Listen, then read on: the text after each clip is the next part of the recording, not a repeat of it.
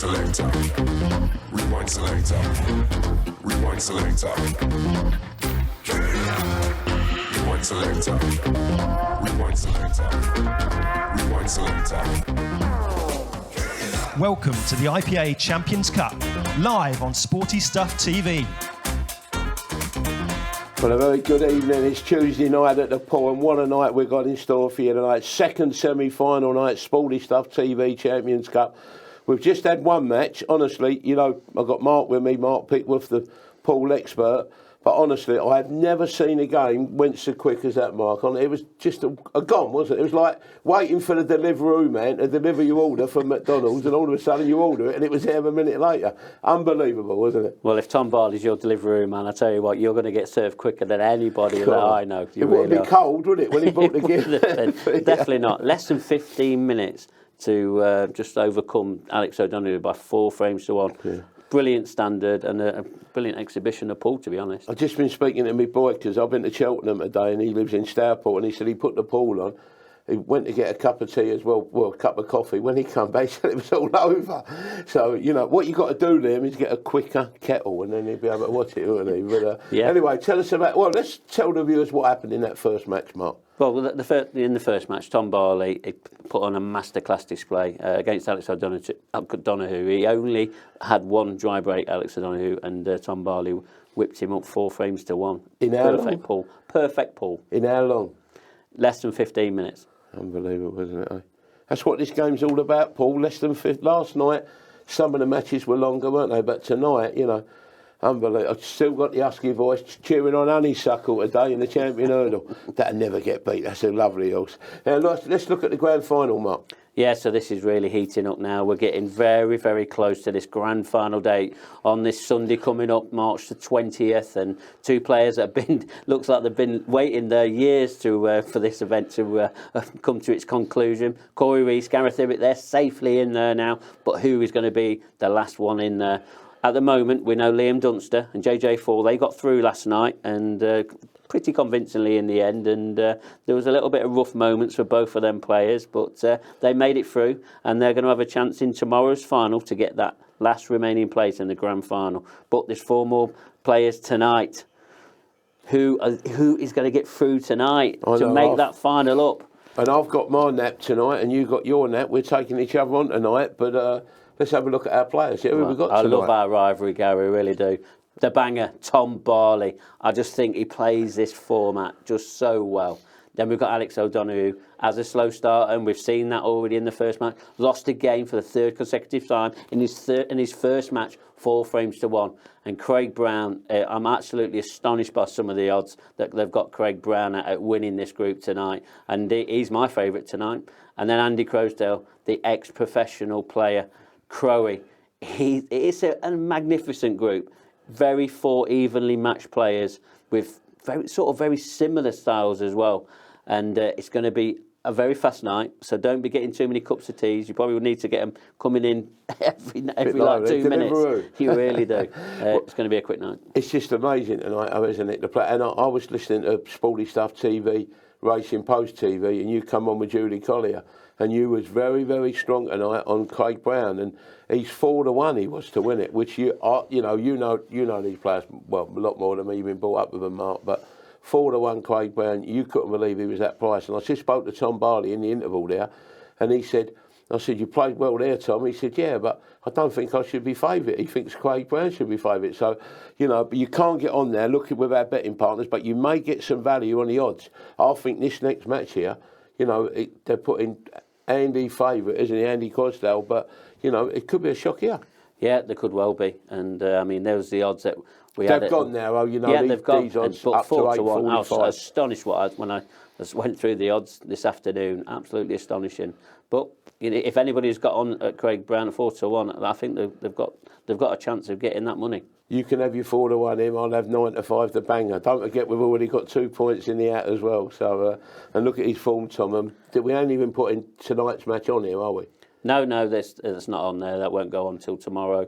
But Tom Barley, he's already had 2 wins and 1 draw to get through to the semi-final stage. And again, started off in fantastic fashion against Jamie Clark, 4 frames to 0. Then Chris King on 4 frames to 1, and then had that 3-3 draw with Ryan Clark. 5 points. It's pretty tasty from Tom. Yeah. And he started off in great style again tonight. Funny enough, it's just straight before you go on to the other players, I've been to Cheltenham. I spoke to John Parrott, the snooker legend. Even he watches it, some Paul, and he loves them quick games as well. But he says, you know, he'd run out of Ovaltine and drinking chocolate late on, so we want him all finished a bit lively. Tonight he could have his wish, couldn't he? He could easily. No, he'd probably not use his Ovaltine with the way that these players are starting off. But let's look at this form from the banger. Ranked number 29. No doubt that will be a lot higher after this next season when the 2-year ranking list comes into play. Win-lose record, 6 wins, 3 losses, 1 draw. 63% in 2021, 64% in his career. He's been pretty much banging form, the banger. That 29 right ranking, where do you think he'll be next year? Top 16. Really? Top 16, yeah. Yeah, I really do. Craig Brown, the man you fancy tonight, the outsider. Yeah, so downtown Craig Brown. So Wade Morley beat 4 frames to 1 in the last stage. Then he had the 2 draws, Curtis Lee and Morgan McInnes. And that was another tough group. And again, he's coming into another evenly matched group. And just like that one, it's whether he can get through tonight. And 4 points will be enough tonight to get through. So the gaffer, downtown Craig Brown, number 21 in the rankings.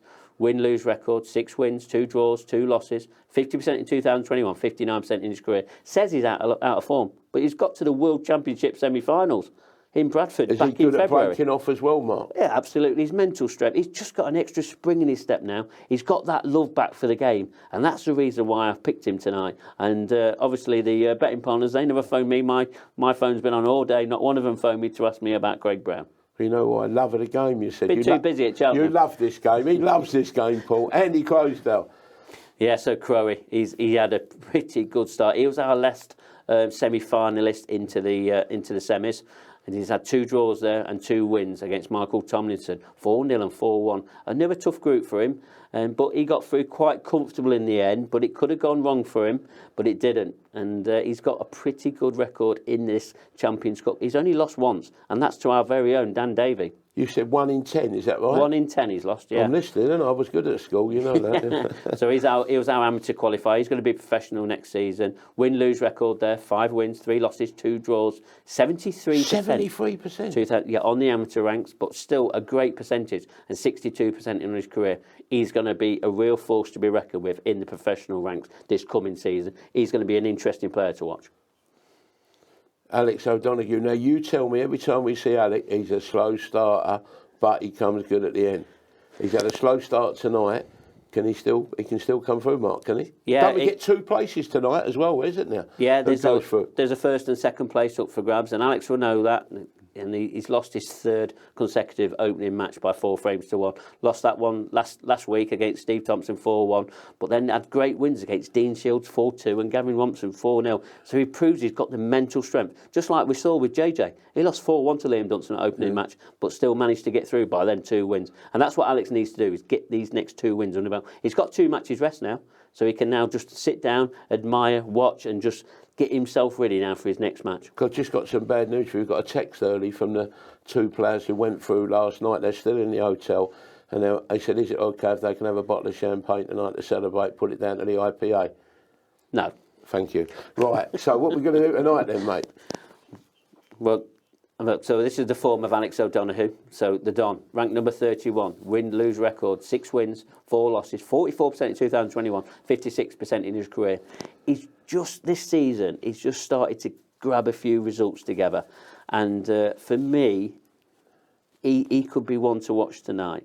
And I wouldn't be surprised if he got through. I really wouldn't. He's got to do it the hard way, mate. He has. He's got to do it the hard way. He's only got another 2 matches. Really, for him to go through, he needs at least 2 wins. 2 wins pretty much guarantees him through, and that's or what he needs to do. Draw, he could slip through, couldn't he? Winning a draw, I suppose. It's unlikely, but yeah, possible. It is more than possible. Right, our first match on Sporty Stuff too, and look for the value. I say it every night. Look for our betting partners. There is value there. They all go different prices. They've all got opinions. This game's about opinions, Paul. And some of the bookies do. Well, I don't know. Did they get it wrong? A few favourites been winning lately. Even last night we had a favourite, didn't we? The Dunster one, didn't he? 11 to 10 on. Yeah, and we've had quite a few favourites pretty much throughout this event 3. We just had the one outsider, Stevie Thompson. I think we're going to get another outsider tonight. Someone fancied him. I don't know who it was. No, it's probably not me again, was it? Might have been me, you know. Right, here we go. Craig Brown, Andy Croasdale. Craig Brown is going to be, looking at my odds, he's over 2-1 to win this. Andy Croasdale's just over 11, even money. And the draw's a bit of 9 and 4 you can get. So 2-1, Craig Brown, 11 and 10. And that is very, very close, isn't it? Yeah, I think this group is very close. I mean, some of these odds that we've got on these matches, I don't think they should be there. I'm just astonished with some of them, to be honest. But they're there now, and there's definitely a lot of value out there. You know what it might have been, Mark, right, what you said earlier? The betting partners, today they've concentrated 100% on Cheltenham. Now, Paul, they might make a rick, they might make a mistake pricing it up. That's why I always tell you, look for that value on Sporty Stuff TV with the betting partners, and I guarantee you there is a few mistakes, isn't there? There's got to be, yeah. Look at you the other night when you put up a 9-1 winner. You said there's no way in the world he should be 9-1, didn't you? No, yeah, I did, and he deserved his place, and only just missed out on the place in tomorrow's final by that one frame. It was close, that last frame. It really was. Here we go, match odds now. We're going to come up here, match odds here, looking at here. Tom Barley, we know Tom Barley's already won, isn't he? We've got Craig Brown here, 11 and 5 against Andy Croasdale. Tom Barley, 11 and 10. There's plenty of, I think it's good. How Tom Barley won that first match, honestly, he absolutely, 15 minutes it took him to win 4-1. And look at that last match, Andy Croasdale, 8-5 against Alex O'Donoghue. I thought Andy would be a lot shorter than 8-5 for that last match. But Mark goes into the auditorium and he speaks to the players live, and just listen to feel how they're playing and if they fancy their chance. And if they do, get on with our betting partners and you'll have a bit of value. So Mark, over to you, mate. Thanks, Gary. Here we are for semi-final number 2, and Andy Croasdale, are you really looking forward to this semi-final? You didn't do so well in the last semi-final in event 1. Are you looking forward to this one? Yeah, hopefully get a different result this time. Again, 3 other quality players, so it's going to be tough, yeah. And I always mention with the sort of record that you've got in this competition, you've now got 4 wins, 5 draws and 1 loss. That 1 loss came, well, our very own commentator, Dan Davey. Do you think that you sort of play this format really well? I draw very well. I'm not sure about playing it very well, but yeah, I could do with drawing less and winning more, to be honest. And I said in the betting office, this is a very attacking style group. How important is it just for you just to concentrate on your style of play? Yeah. Again, the other 3 guys will be thinking exactly the same. As long as they can do what they can do on the table, they'll all think they can win. And there's no difference for myself. And I've also always said to some other players, even to Gary, that you're very heavily backed sometimes in the betting. Does that have some sort of added pressure? No, not really. No, quite nice, to be fair, that people obviously have a bit of confidence in me. So, yeah, that's nice. Well, you seem very relaxed, so I'm going to let you prepare for your next game now. Thank you. So, good luck. Cheers. Well, there's Crowy, Andy Croasdale. He's really looking forward to his first match-up. And one player that's definitely looking forward to his next match is Craig Brown. Are you really looking forward to it? How are you feeling today? Yeah, I feel nice and relaxed. Don't know what's going to happen, but I'm going to try my best.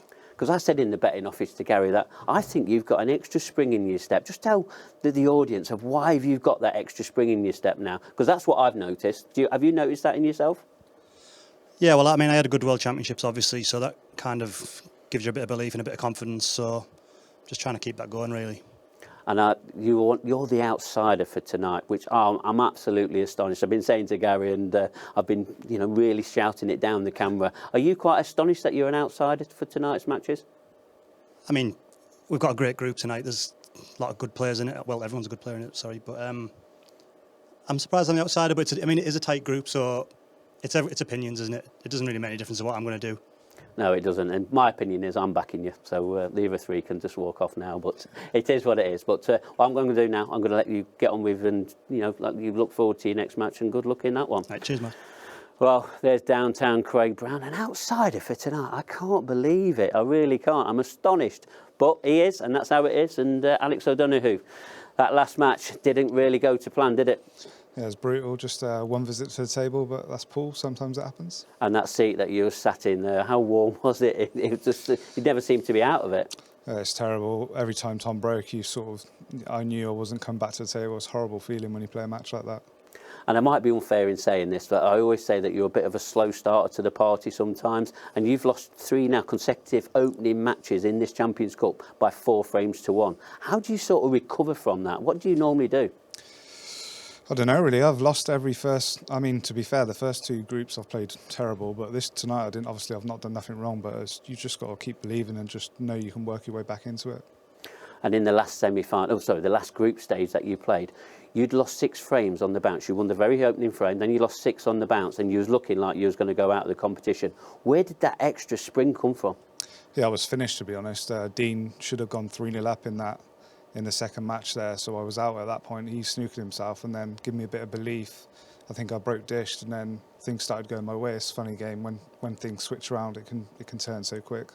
And you seem to be a lot more prepared for tonight. The last time that we saw you in the group stage, you were sort of very tired and obviously just travelled back from work, etc. I know you've done a little bit of that tonight, but you seem very different. Your attitude is completely changed. What's the reason for that? Yeah, I'm far more prepared this time. I'd just come back from holiday last time, but this time I'm well rested and turn up and just get 1 visit. It's typical. Well, you're going to have 2 more matches to watch anyway before you're back on, but I'm going to let you get ready for them now, and good luck for them ones. Cheers, Matt. Thank you. Well, there's the Don, Alex O'Donoghue. Didn't really go his way. Lost that 4 frames to 1 again, which I cannot believe. But one person that caused him all that damage was Tom Barley. That went to plan, didn't it? Yeah, seemed to have started off games really well lately in this competition. And it was a phenomenal standard. I mean, your break is just working so well for you. What sort of changed for you? What have you done differently towards your breaking off? Well, I've really worked on my break. It's let me down for a few years now, but I seem to be coming too well together. Just seem to have control of the white and a new cue and everything like that. It's going well. And I've always said about you into the bet enough that you're a very fast starter in this competition. And when you get towards the end of this competition, does tiredness sort of creep in for your style of play? Yeah, it can do. I mean, you're on at half 11, 12 o'clock, but your first game's massive in this kind of competition. You need to start off really well. And one interesting question I really want to ask you. So you've got probably one of the fastest styles of play on the planet. Have you ever played any different at all? Have you tried to play the more methodical approach like Liam Dunster or other players, etc.? No, I mean, I still think I'm pretty young, but I've always played that kind of way. A bit more of an all-round game nowadays, but I've just liked it. Decent to watch. And which game, before you came here tonight, which game was you most looking forward to play? Because they're all very attacking players. They're all listening in now. Which game was you most looking forward to playing tonight? All 3 of them are quality players. They all play similar styles of play, so these are the groups you enjoy. Well, I'm going to leave you with that one. And what a great answer that was, and well played. There's Tom Barley, banger Barley. He's banging form, and what a great start he's got. I mean, I don't even know who's going to win this group. I've gone for Craig Brown, but who are you going to go for? You know, it could be anybody's. We'll be back right after this short commercial break.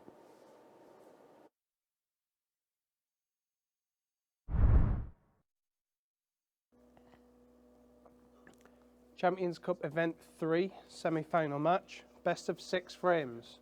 First frame, Andy Croasdale to break. Time running. Good evening and welcome to the Sporty Stuff TV Champions Cup. Welcome back to those of us who are following on from match 1 on YouTube. Welcome to anyone following on from the Greyhounds. Our second match of the evening features 2 classy players, Craig Brown and Andy Croasdale. And joining me in the commentary box is Mark Pickworth. Good evening, Mark. Well, and Dan, we're back again. And if these next 5 matches are as quick as the last one we had on YouTube, then we are in for a sensational night. In for an early night if that happens. Yeah, we'll still have to work late. I know our director will be making sure that we've got plenty more jobs to do, ready for tomorrow's Event 3 final. Now, you've tipped Craig Brown tonight. He was the 4-1 outsider. I'm with you. I think that's madness. But do you think that Craig's style of play is slightly different to the other 3? I think that Andy, Alex and Tom are quicker players. I think that Craig is a bit more methodical than the other 3. I feel like he's the odd one out. Well, I don't think he'll like to be called the odd one out. But yeah, I understand why they say that. But when Craig's in sort of full flow, then don't be surprised if he quickens up a little bit. He'll be really going about his work, trying to be a bit steady. He knows in his own mind he's the favourite to go through. Yeah, he might not be the favourite in the betting partners, etc., but he knows he's in some good form, and this is a great chance for him to get to this Event 3 final tomorrow. Yeah, good form is certainly one way of putting it. Craig was a semi-finalist at the recent IPA World Championships. An astonishing run, only ended by one of our grand finalists, Gareth Hibbert, who dished him up in a final frame decider. He never even had a chance. Yeah, well, what an epic semi-final that was. And Gareth, he's safely into the grand final. We'll see him again in action on March the 20th. This Sunday coming. You've definitely one not to be missed. Definitely not. Corey Reese is also in there. Who's going to be this last player? All to play for. Certainly is. Could quite easily be one of these two. Craig there just hit the brakes in this frame. Realised that the finish wasn't really on. It was a nice response from Andy. There's a lot more working out to do in this frame than we've seen so far tonight.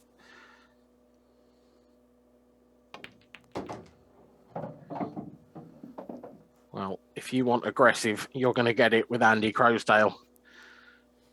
Punches that yellow in off the black. He's opened nearly everything right up. He's got a plant on now.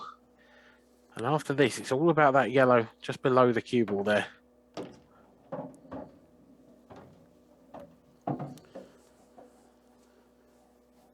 Yeah, that's not gone to plan though, Dan. Is he going to take on an absolute ridiculous treble on? I think that's the only shot he's probably got on now, unless he leaves it. And I just feel like if he's going all out attack, he'll need to take it earlier rather than later. Well, he's had a good look.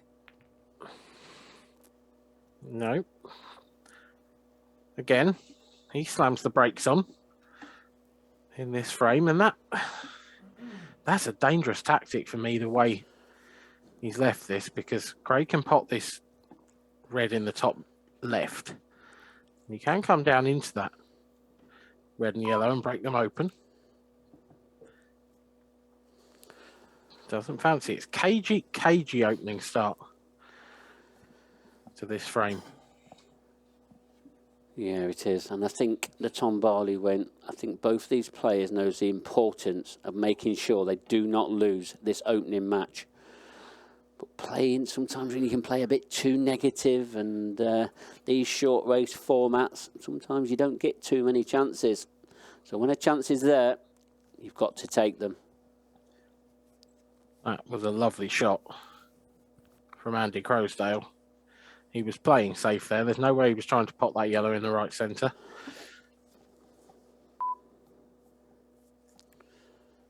Hasn't left a lot for Craig at all.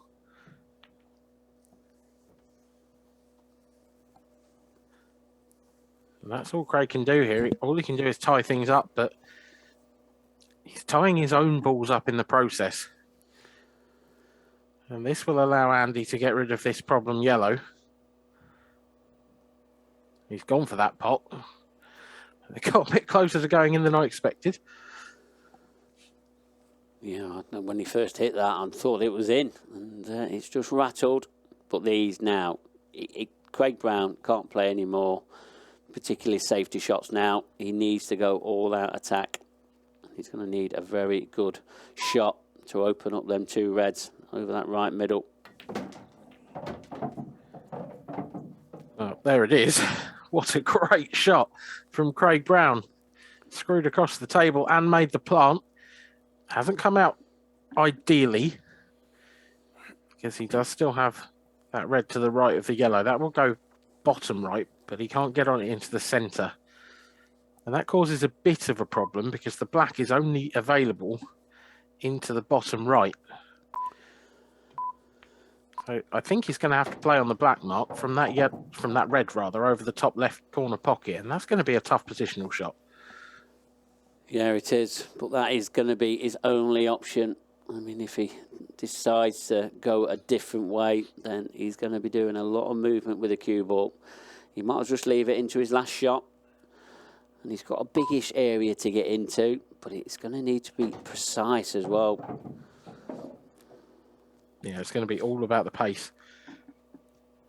That final positional shot for Craig Brown.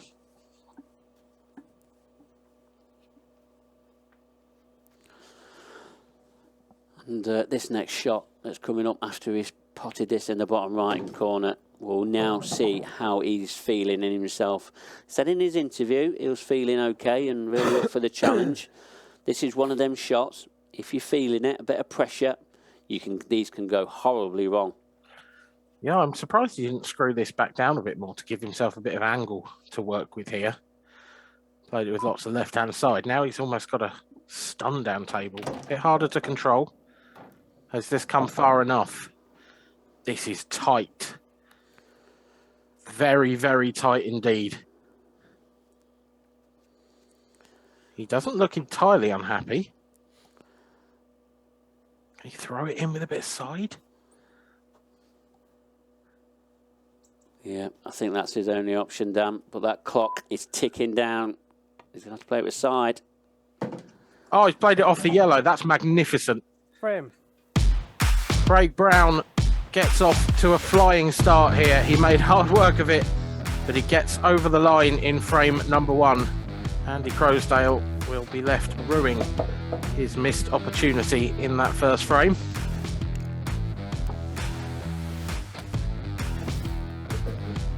This was the moment when Craig Brown really opened things up. Look at the action he got on that cue ball. Superbly cued by downtown Craig Brown. It is, of course, early doors in this match.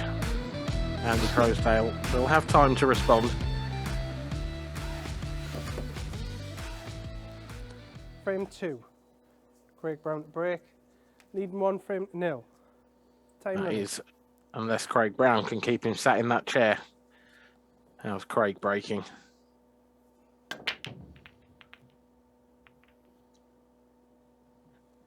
He's gone for the cut break mark, and he's not really put much into that at all, and nothing really threatened a pocket. Yeah, no, they didn't. I mean, it seems a bit of a safety break more than anything. They've not really opened up that generously. Oh, but Andy's only got one thing on his mind.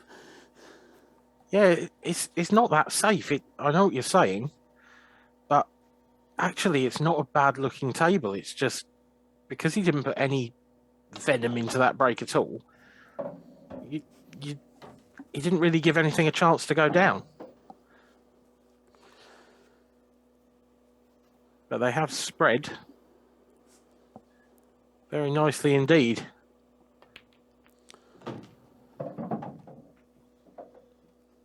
It just makes you wonder, though, Dan, have they been watching the way that Tom Barley broke, and even Alex O'Donoghue, when they did go in for him, they split everywhere. And surely that's an indication of what you need to do on this table. But obviously they've got their own opinions. Oh, 1 free shot, 1 visit. now then, did Andy Croasdale catch the red with his cue there? He looks very upset with himself.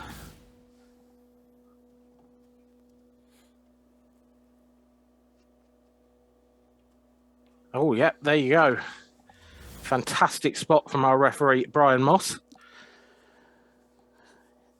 Eagle-eyed as ever. Say no. You can't get away with anything with Brian. Time running. Extension, please. Craig Brown will be looking to make full use of his free shot here. And full use of that mistake by Andy Croasdale. That is a cardinal sin, really. Left himself bridging over, but you don't expect a player of Andy's quality to be catching one of the balls with his cue.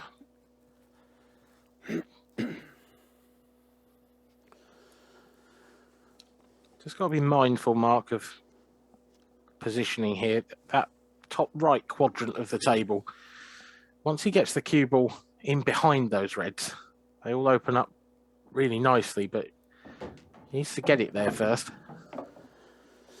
Yeah, he does. He's just clearing these out at the bottom half of the table. Then he'll go back up table. But this angle he's got, he's going to have to probably force this in. And he just needs to be very careful where this cue ball is going, because he doesn't look like he's got much angle to play with. No, that black is covering more than meets the eye at first glance. He's now had to leave himself a bit of distance. Really, he's only got two options in that top half of the table. The top of the reds into the top right, or the bottom into the right centre. He needs to make sure he gets himself on one of those shots after this. Yeah, I think the position's quite natural. But again, that clock is ticking down. And what a great shot that is. Has he got an angle? He's going to have a choice of reds. Yep, he's on either. And he could take either, to be honest. Just needs to be positive and make up his mind, that's all. That's the one danger when you've got options like that, is that you make sure you know which one you're going for. You don't try and play for too much.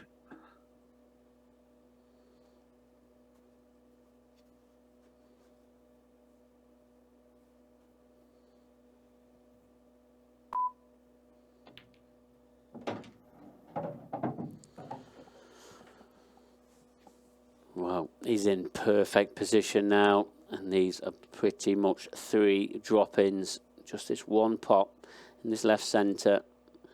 Just needs to make sure of it. Oh, he didn't have the angle to roll it through.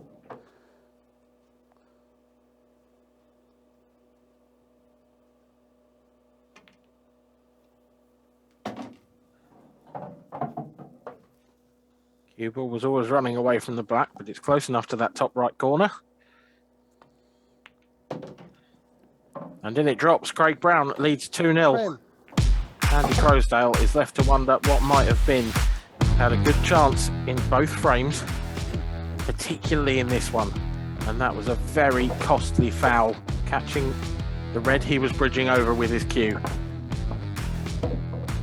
Careless, that, Mark. Yeah, it was. Another great chance for Andy Croasdale. What will be going through his mind? 2-0 down. It's going to be him to break next. He's got a chance to reduce the deficit. So reduce this lead, should I say. Chucking words out. Get the dentures back in. We're there.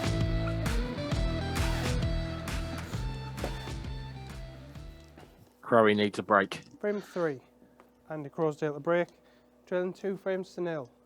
Time running.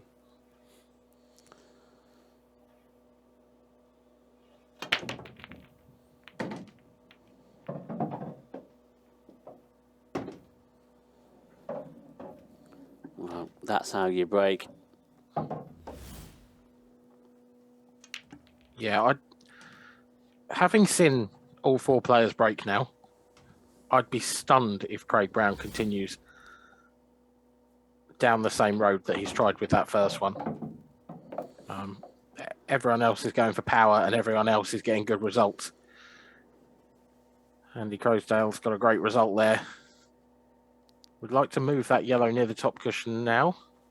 No, it doesn't need to. It will go to the top right, of course, but he's going to be leaving himself a tricky positional shot next up, Mark. Yeah, he is, but it's going to be the key shot of the frame. Just needs to drop this in. Just dropping it in. That's fine. This is a key positional shot now. He just had to get the cue ball far enough off the cushion that he could get down into this a little bit. It's going to be jacking up.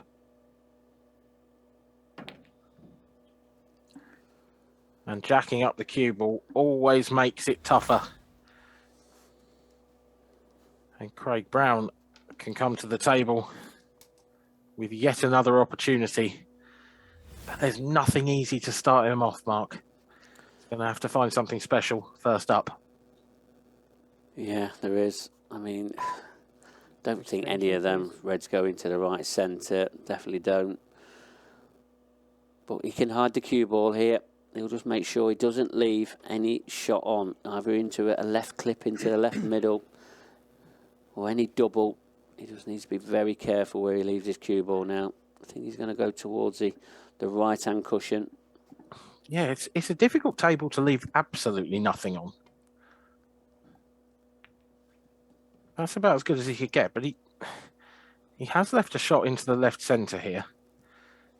The way that Andy Croasdale needs to play, he's got no safe options on himself. Kind of got to go for this. Oh, but that was always looking close. One free shot, one visit. Welded to the cushion like that, nothing he could do. Just essentially went for the pot there and trusted to luck a little bit that it wouldn't go in off. And Lady Luck has not smiled on him there. No, he hasn't. But that was just one of them shots, like you said, Dan. He had no other choice. So he's just had to go all out attack for it. Yeah, it's a combination of pressure, match pressure and shot clock pressure, that shot really. Felt like there was no safety option on. Couldn't really see another yellow. Had to try and do something. What he has done, he's left this table wide open for Craig Brown. And he can secure a point with a successful visit here. And if this does go 4-0 or 4-1, Mark, it's going to make life really difficult for Andy Croasdale, just as it made life difficult for Alex O'Donoghue. They're both going to have to pull an iron out of the fire in their next two matches. Yeah, they are.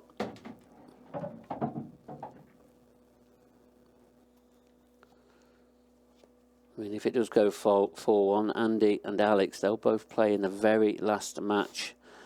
It just makes you wonder, will that last match be a match that's very too late in the running? They really need to be playing it earlier. But this match not over yet.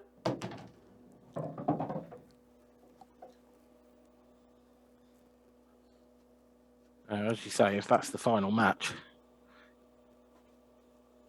well, if Craig does complete the job here, it's very difficult to see it being a situation where both of them can go through.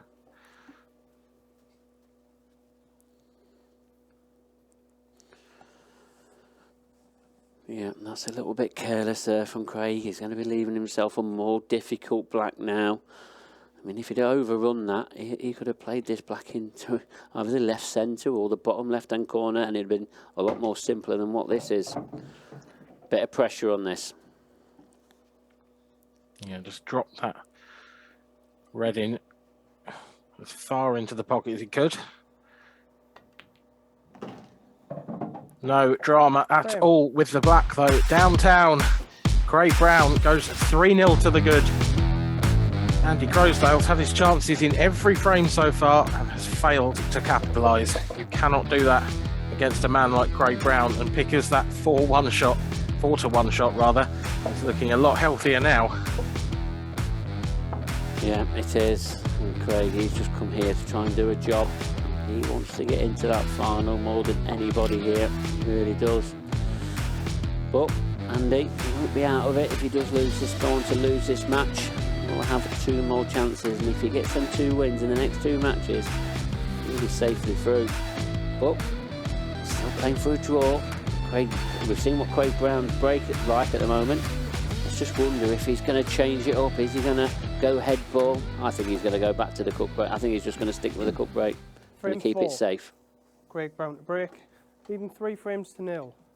Time running. Oh, looks like you're right, Mark. Cut break it is. Will you put a bit more pace into it? Well, there's your answer. Yeah, he has, but it's no better a result for that extra pace.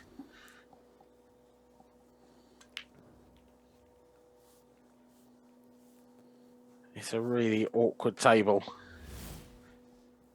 But it's a chance that you feel Andy Croasdale has to make the most of now. He's thrown away one or two, particularly one golden opportunity to get a frame on the board in this match. Now he's going to have to do it the hard way.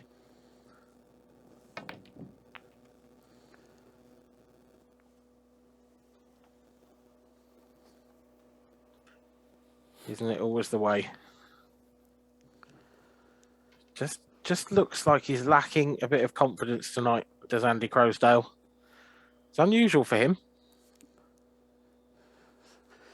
Yeah, everything's sort of playing tough to him now. And, that's the second one. He's just rattled into one of the corner pockets. But this frame is far from over. It's a scruffy table. Yep, Craig has those two reds directly below the cue ball now. They don't really go anywhere. This one doesn't go anywhere either, but it will after this shot. Nice little touch. Little bit short of pace. He's left a plant on here for Andy.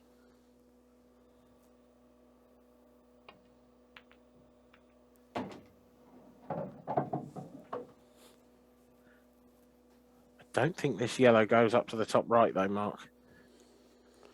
Well, the way he's looking, is he just going to try and cover the pocket? That's what he probably needs to do.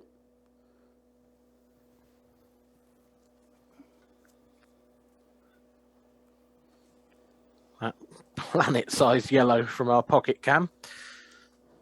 He's gotten right in Craig Brown's way.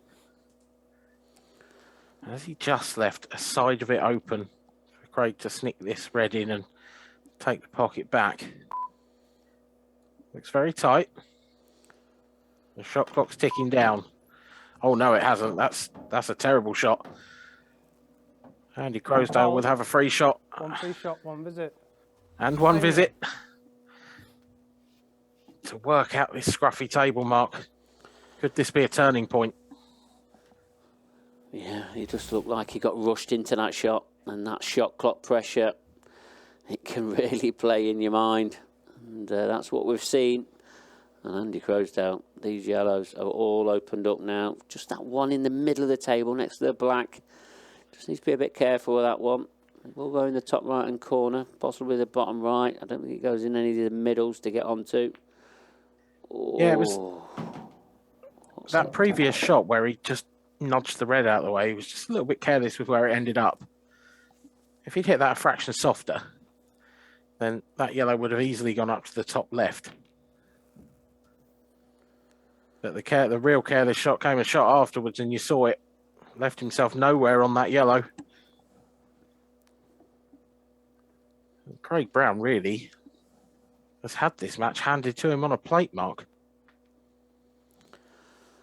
Yeah, he has, and this has not been a particular great start that we've seen from Andy Croasdale. He's definitely capable of more play, or better play than this. And Craig has not really been tested, but he's making hard work of this.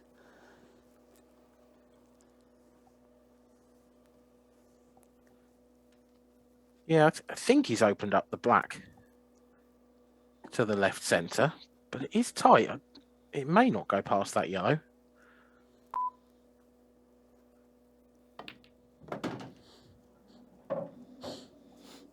Wants that cue ball to slow up. This is, oh, it's getting tougher and tougher with every shot. He's cueing right over this red now. Is he actually looking at a safety option here? I think he is.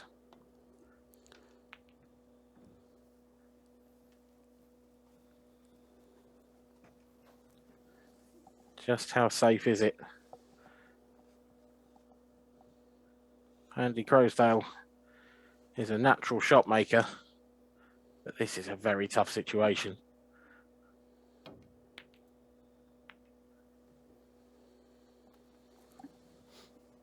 I think he was just trying to take that top left pocket mark, but that's nowhere near where he needed it. Yeah, no, it isn't, but it has brought him a little bit of time, because I don't think he's left Craig an easy pot on, but one thing he has left easy on is the weight of covering the white ball.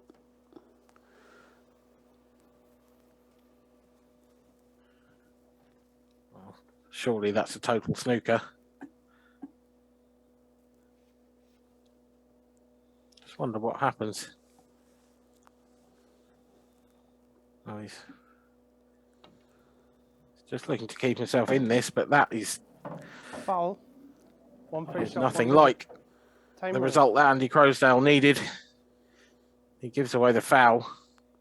And surely now it's time for Craig Brown to seal this victory 4-0.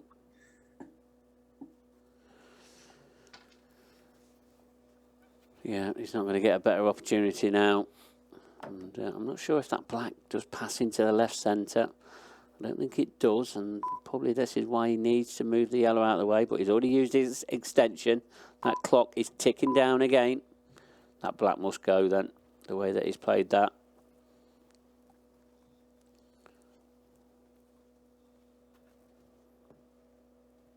Yeah, it does look... It's so tight on that yellow, but you don't need all of the middle pocket. You only really need a third of it at most. And looking on the overhead there, you can see that he perhaps couldn't pot it into the bottom side. But he's certainly got enough of the top side of the pocket.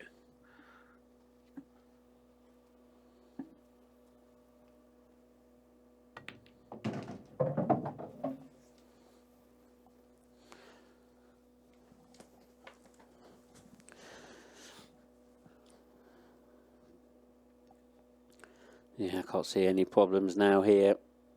He's just trying to get himself together and try and make this as easy as possible.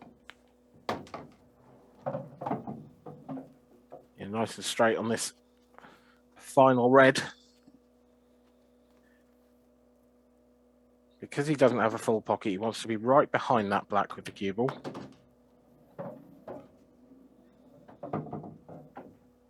That should be good enough. And it is comfortably dispatched into the left centre pocket. Goes the black, and Craig Brown is a comfortable winner.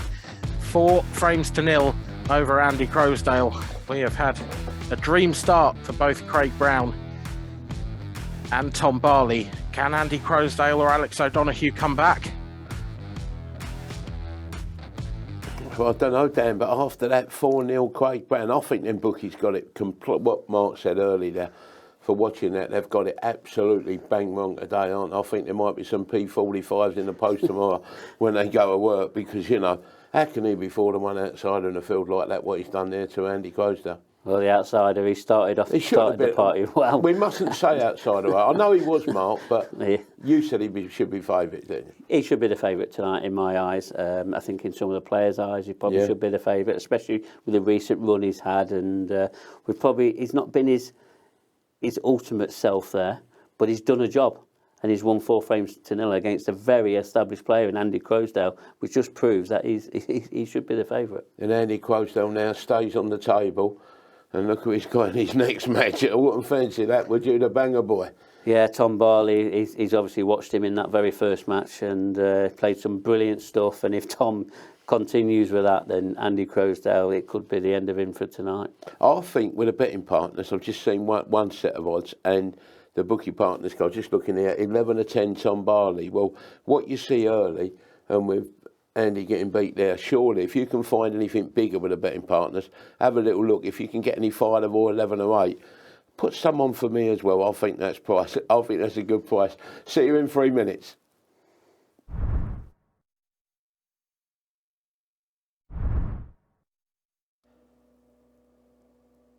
Champions Cup Event 3, semi-final match, best of 6 frames. First frame, Andy Croasdale to break. Time running. Andy Croasdale needs to improve rapidly on his performance in his first match against Craig Brown. Fresh from that 4-0 defeat He faces the banger Tom Barley, and Tom started the night like a train. 3 break dishes and 1 reverse dish on his way to a flawless 4-1 victory over Alex O'Donoghue. It's a tall order for Andy Croasdale, this, isn't it, Mark? Yes, it is, but this is the chances you really want. And these reds, it's just that black that's a little bit more difficult for him. And has he underhit this? What's he done here? I think he's okay. Just makes me wonder what he's going to do with that red in the top half of the table. Does it go? I don't think it goes in the centre. I think it just goes bottom left. He's obviously got a plan for it. Does it go top left? It must do. Looks tight from the camera angle I'm looking at. It easily goes. I've just looked at the overhead. Don't know what I'm thinking. Easy done, Mark. Easy done. Every camera angle has a different view of the table, different perspective. Tricky black, whichever way you swing it, this though.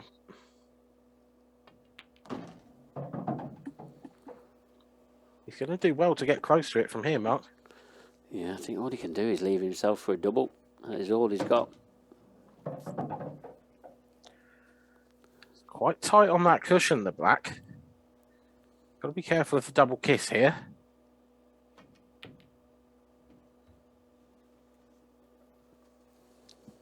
He's caught it just that little bit too thin.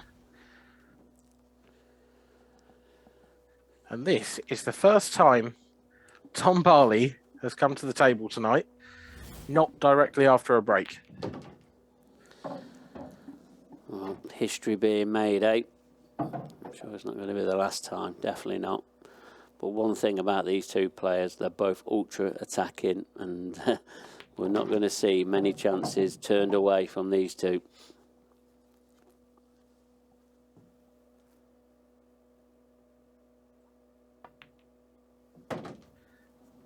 Tom just getting on the only ball that really should cause him any sort of a problem. This yellow down the left-hand cushion. This should be frame ball. Extension, please.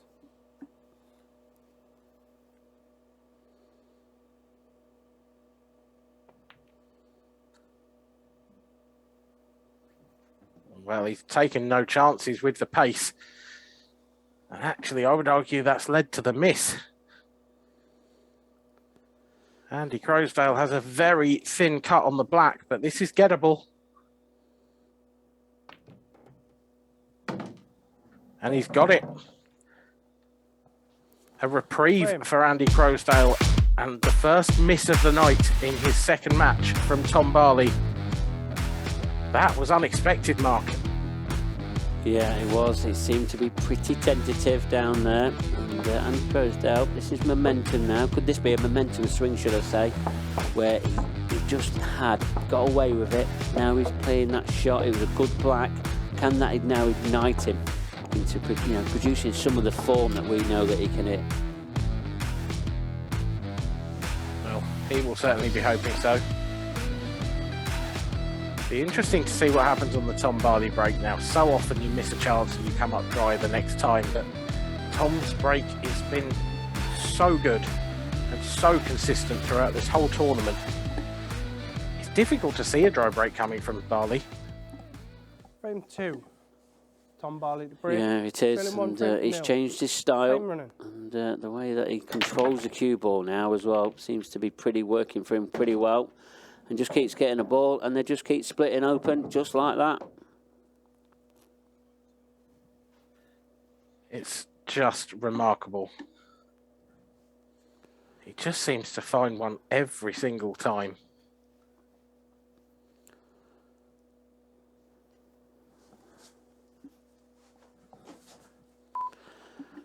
Extension, please.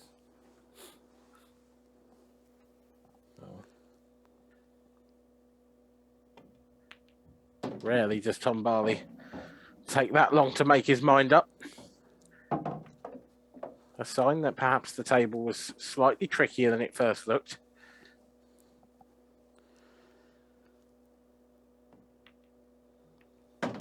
But he is well into his groove now.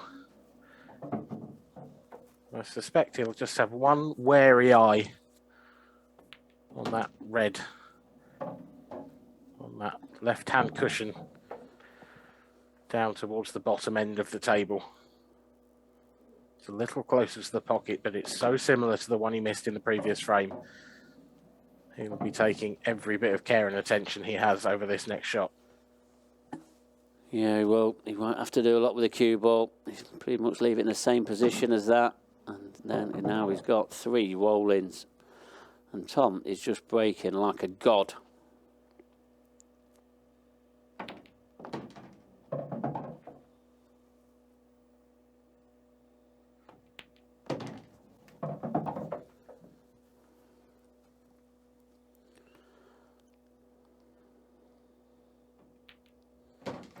Is he the immovable force, or is he the unstoppable object? Who knows, but he's certainly unstoppable off his own break. Tom Barley with his 4th breaking clearance in a row. And it reduces or wipes out the deficit against Andy Croasdale. They are level at 1 apiece.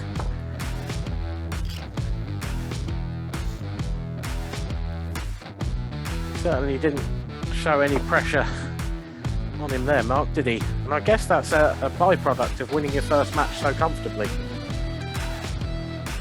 Yeah, possibly. It puts him in a very good stead. Really does.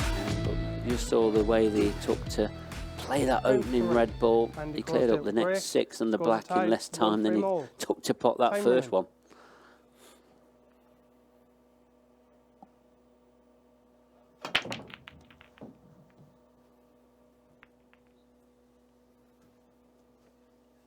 One man who is under extreme pressure is Andy Croasdale, and that was not what he wanted to see at all.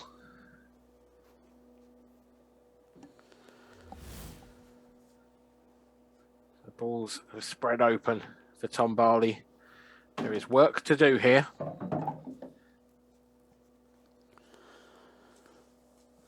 Does this yellow go up to the top left? If it does, then there's a lot less work than it first looked.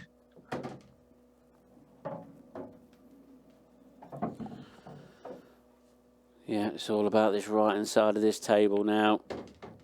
Just needs to take these in the correct order, because that one over that left centre, he's going to need a nice angle on that to get out back in the open. This is what he's working out now. What's going to be his next ball, because probably the one on the top cushion is going to be his last one to get on the final black. Extension, please. Yeah, he's going to have to leave that. It's quite a thin snick into that centre pocket. It's not going to be easy. Because if he could get right behind it, sure, that'd be great. But the way he's played this now, if he got right behind it, he'd have no shot on next. No, it won't. But we've just seen Tom Barley, he started thinking. And I don't like it when he starts thinking. It can make things be a bit more difficult for him. But this is the key shot now. Bit harsh, Mark. Well, I just know the style that he plays. Sometimes you ain't got time to think.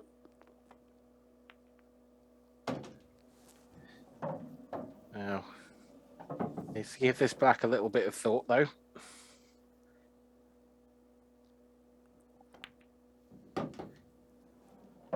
Dropped in easy as you like for Tom Barley. It's like a repeat of the first frame, first match rather. Tom with a break dish and a reverse dish, and breaking again in the next. It could be that serve that proves so crucial for Andy Croasdale. Andy really cannot accept any less than a point out of this match if he's going to go through tonight. Yeah, you're not wrong, Dan. He at least needs a point. He needs to get a win to have any chance of getting through. Sometimes you don't think 3 points is enough to get through in second place. Never know. 3 points gives you a Frame chance. 4. 2 points gives you 0. Leading 2 frames Correct. to 1. Time running. Best way of putting it down that was. And Tom Barley continues his run of making a ball off the break, but this time in One the free shot, worst one way visit. possible. A lifeline England. for Andy Croasdale from the Tom Barley break. Watch this cue ball flying straight in to that top left pocket. That is the first chink in the Barley armoury that we have seen.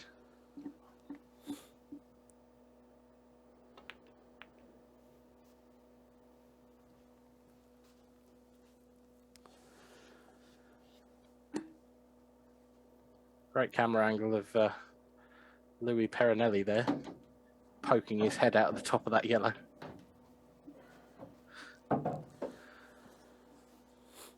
Yeah, no one can get away with anything, Dan. They really Our can't. shot clocker for the night. Long-time IPA viewers may recognise Louis. Been around a while. Oh, Andy Croasdale. That's a horrible shot.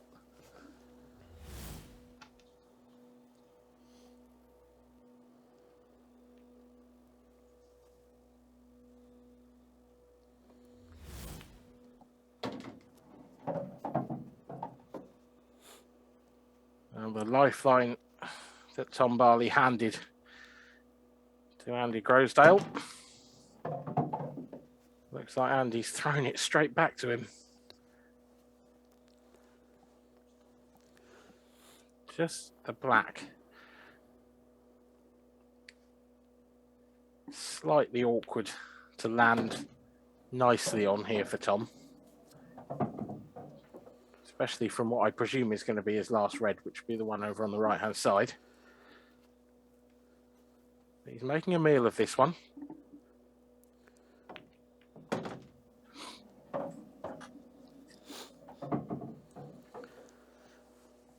Yeah, that's one thing of Tom's game that's improved. When he does sort of goes out of position, he just pulls himself right back into it. Wow, that's just wobbled in.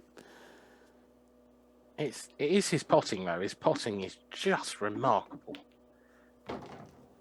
He doesn't seem to miss a pot. He runs out of position a fair bit. His cue ball is certainly not on the proverbial string, but his potting is just outrageously good. Yeah, and that's down to self-belief. Tom believes he can pot anything on this table. And he's in perfect position now to take a 3-1 lead.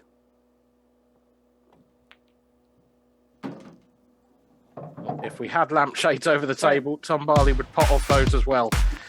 He leads Andy Croasdale by 3 frames to 1. Andy really just a victim of his own misses at the moment. He's nowhere near his game. He's just about in with a slim chance of getting through tonight, but he needs the next 2 frames in this match, Mark. Yeah, he does. He's really not at the races tonight. Very out of sorts, Andy Croasdale. Looks like he's going to fall very short again here in the semi-final stage, just as he did in event 1.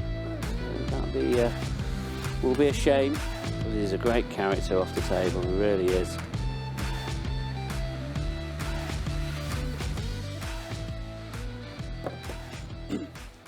Frame I think I'm 5. right in saying, Mark, Andy that Croasdale at the break. Trailing 3 frames to 1. a 4-1 running. win here for Tom would pretty much see him through.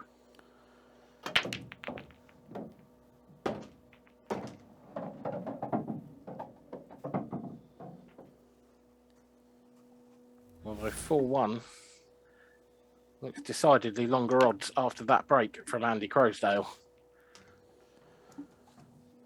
That is a superb split. Yeah, it is. And if he can take these out, get back to 3-2. We've already seen a kink in Tom Barley's break.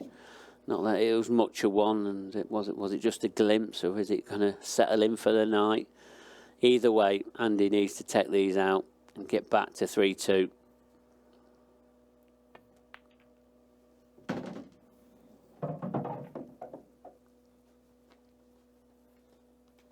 Not quite in prime position on these reds just yet.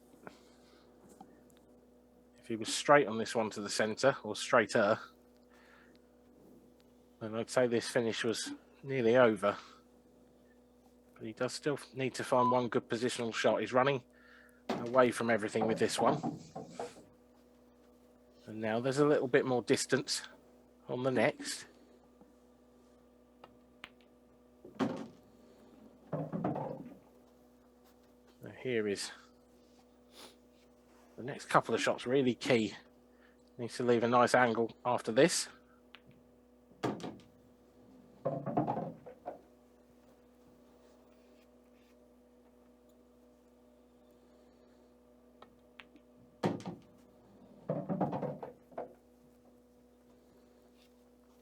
There you go. Now he really is in great touch. Andy Croasdale doing a Tom Barley, a quick fire break and finish. Means we are going down to the wire in the third game of the night. Tom Barley has secured a point. He'd love to secure the other one.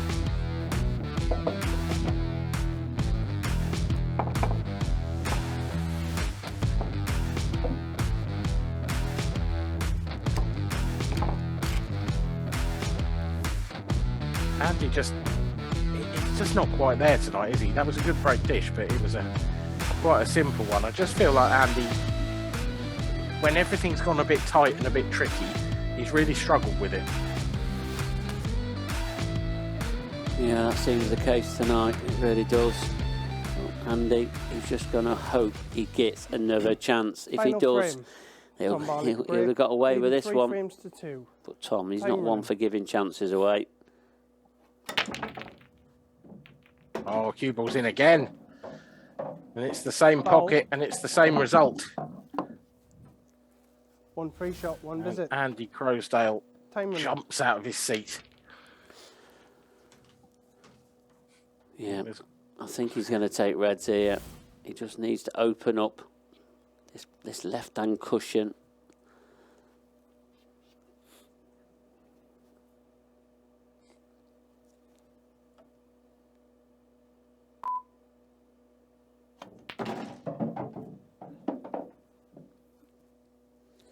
Well, that will do it.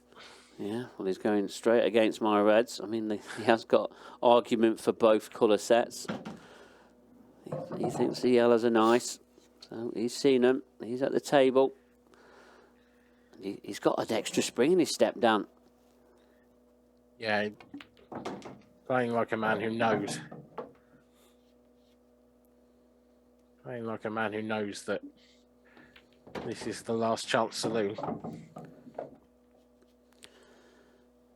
Can never put a good player of Andy's quality down. I mean, look at the way he's going. It's just a different type of player now. Well, that's not the kiss of death.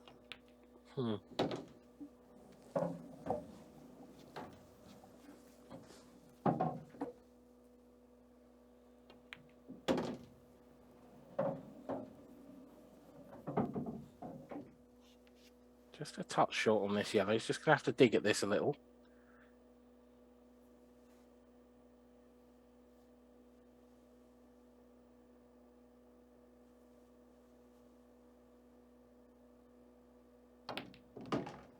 Decided to play it with pace.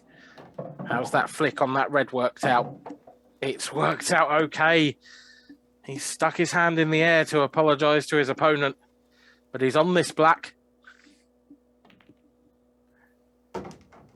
And he's got it. What a difference a frame makes. Andy Croasdale pulls himself back from the brink. He trailed Tom Barley by 3 frames to 1. He looked out of it, but he's come back with 2 superb finishes to tie the scores and give himself a point. Mark, Gary, can he still go through? Well, true words there, Dan, when you said he looked out of it, didn't he, Mark? Yeah, he did. He looks a bit out of sorts tonight, but he's got an extra spring in his step now. He's not out of this yet. He's going to rely on results going his way as well.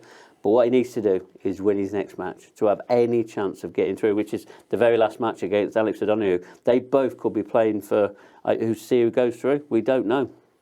to the last match tonight again. We've got a bit of excitement coming up. Yeah, possibly. Yeah, it could. But It that could really match go there, down he to that. looked like Tom Barley. You know, when he went 3-1 up, he looked like, all right, this is it. And then all of a sudden, 3-3. Yep. Is it pressure?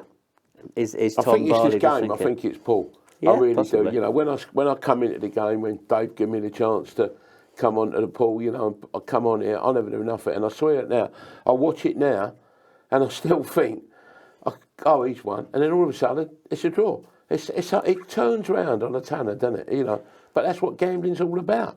And that is why the betting partners want to get involved in pool. You can see why it's a good gamble for the bookie, and it's a good gamble for the punters, Mark. Yeah, it is, and it's really exciting for the audience that's watching as well. So who have we got next in 3 minutes? Well, in 3 minutes we're going to have Alex O'Donoghue against Craig Brown, and it's going to be a really interesting matchup. Just looking at the odds here, it's got to be wrong. I've got a sheet here, honestly. I feel like tearing this sheet up here. Alex O'Donoghue 10-11, Craig Brown 5-2. How can Craig Brown be 5-2? I don't know. Hey, who made these odds up today? Not me. Hey? Whoever made the odds up, I'll tell you where you want to go tomorrow. You want to go to the library and have a look at all the pool books, and because you've got it wrong tonight, boys. I'm only joking. I'll see you in 3 minutes. I think they've got it wrong, the bookies. They have, haven't they? They have, yeah, absolutely. See you in 3, lads and ladies.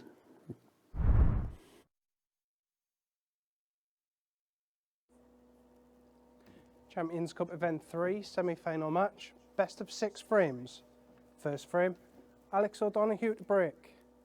Time running. Andy Croasdale came into match number 3 under all sorts of pressure and got away with a draw. Alex O'Donoghue comes into match number 4 under that same pressure. And it's a bad start, Mark Pickworth, a dry break. Yeah, that's the start that Alex O'Donoghue didn't want, and he's going to have to sit down like he did in that very first match, but he's had a couple of matches rest. How much is that going to help him? Just trying to get his thoughts together. Extension, please.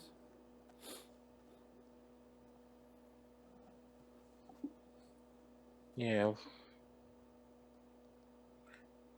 Certainly looks like he's got a lot to think about. Craig Brown, he can secure his berth in the Event 3 final tomorrow night with a win here. Do you think he knows that, Mark, at this stage?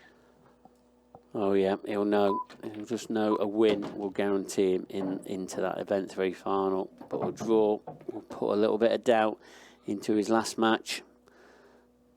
And he was really trying hard, just trying to get a really good result here.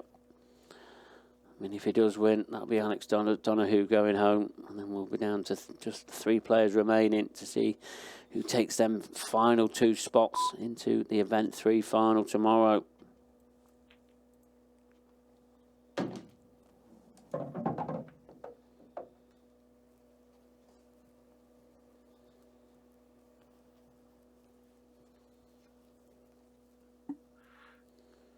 Well, Craig's going about his business quite nicely here, but he has caused himself an issue. A couple of shots ago, push those 2 yellows and a red together on the left-hand side. Can he top into them now? Well, I don't know about that one, Mark. He's obviously playing for a double. Yeah, that's a strange one, but this is what he's going to have to take on. Thing is, I think he needed to leave the cue ball a little bit lower than this, because the double may still be there, but that yellow doesn't go to the top left. Oh, it does now. That's a beauty from Craig Brown. Superb double and a great development shot at the same time.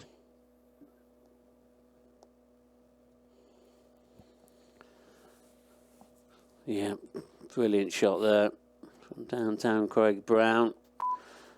And this should be quite a simple finish now. Again, just missed that red perfectly. Got a lovely angle now on this yellow. He can drift down table. He'll be able to take these yellows in either middle pocket But what he needs to do is leave himself the correct angle so he can drop down onto the black, which I think only goes into the left centre. It does go in the top right-hand pocket as well, but the left centre is the obvious choice.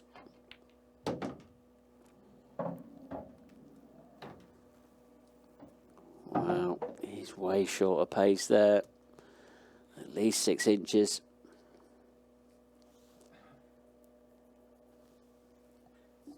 He's not doing this the easy way. Craig Brown. And the position for the black is made that much more difficult as well. It will go to the left centre. It will also go to the top right, and that little flick on the red means really that's the only pocket he's got to aim for.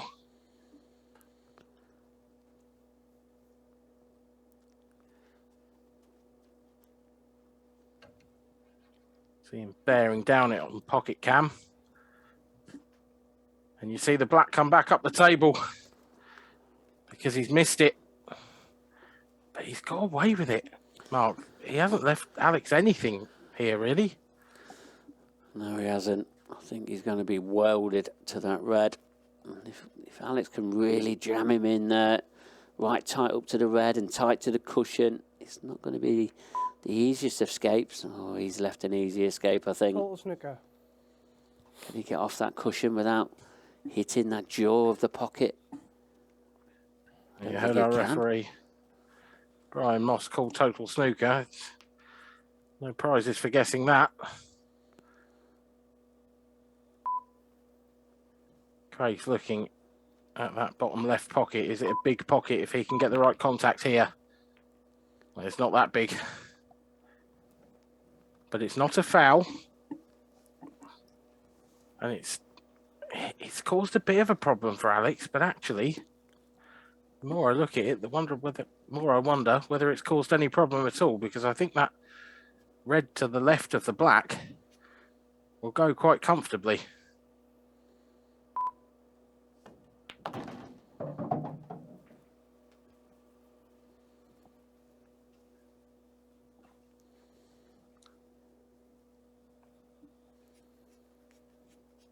Alex O'Donoghue will have feared the worst after that dry break in this frame.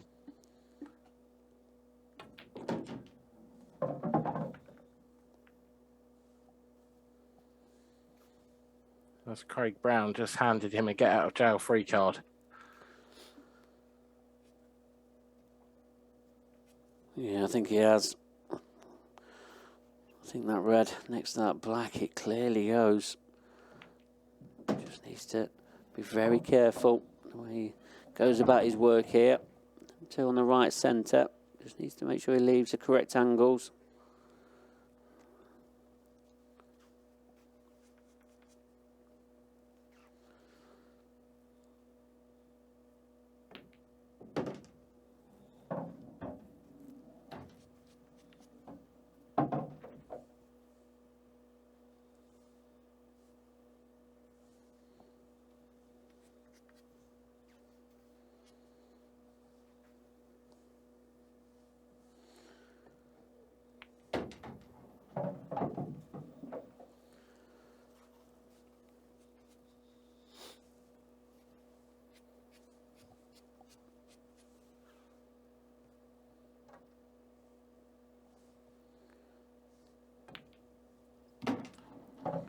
Every single frame is vital now for Alex O'Donoghue.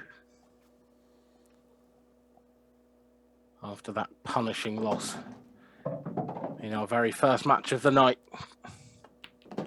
But he leads Craig Brown here by 1 frame to 0. And that is just the tonic for the man from Swindon.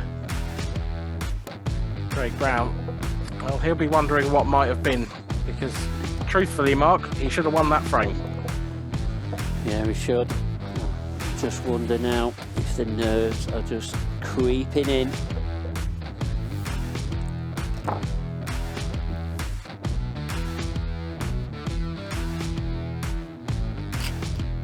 I mean, that was such a great shot there, and how he's not taken them out there is incredible, really.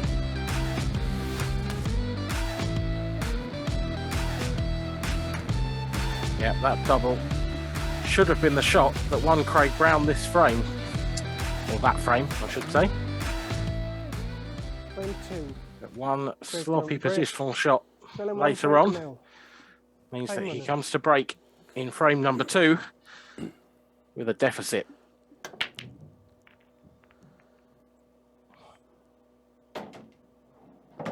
Oh, he's made a ball, but how's that for a poor cue ball position? He's in no man's land. I honestly can't believe he hasn't changed up this break though, Mark. It's just not even close to working, is it? Am I missing something? No, I don't think you are. And again, look where all them balls have drifted. Time out. This frame is scruffy again. It really is. I know I keep mentioning the word ball. scruffy, but it is. Time running. And I don't know if Craig's come here with a tactical way of playing the break off. I'm not sure if he doesn't fancy it head on, because he's not bad. He's not a bad breaker, head on breaker, to be honest. No, I can't say I've ever particularly noticed a problem with Craig's break. He left Alex touching ball there, so Alex has just dollied that cue ball into the jaws. All Craig can do now really is just keep it tight and shut up shop. This could be a very long frame, Mark. It could be a very long frame before we get a choice of colour. Yeah, there's a lot at stake here. Alex knows that a loss here will put him out of the competition. He's 1-0 ahead, so yeah, he's probably protecting this lead more than ever. But I'm with you, Dan. I don't like the way Craig Brown's breaking. It could damage his chances of getting through. Needs to play positive. But if it's working and he's getting results, then so be it. Yeah, but it isn't working, is it? But that's, he won his first match 4-0, fine. But in no way was that down to the way he was breaking. It was down to the rest of his game and the fact that Andy Croasdale threw so many chances away. You can't win a match never getting first choice of colour or first visit after the break. It's just not going to continue to happen. No, you've got to be creative now. And I'm not sure any of these players are going to go all out attack. I think one thing for sure is that this frame will probably take longer than the 5 frames that were played in the very first opening match with Tom Barley and Alex O'Donoghue.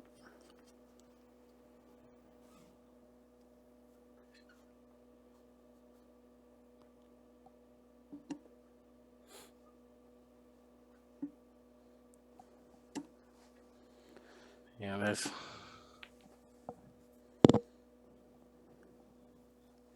there is a lot of life in this frame yet. At some point, someone is going to find something audacious. You feel like they have to. Yeah, I think if this was a frame of snooker, the boys would have re-racked him. But that doesn't happen in pool. Not when there's a stalemate.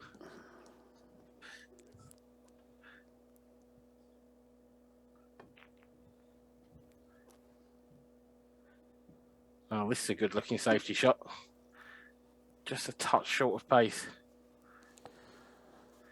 But these balls are so congested that even if Alex O'Donoghue had got a snooker out of Craig Brown there, it wouldn't have made any difference. Craig could have just come off the cushion into the cluster. He's not going to leave anything on.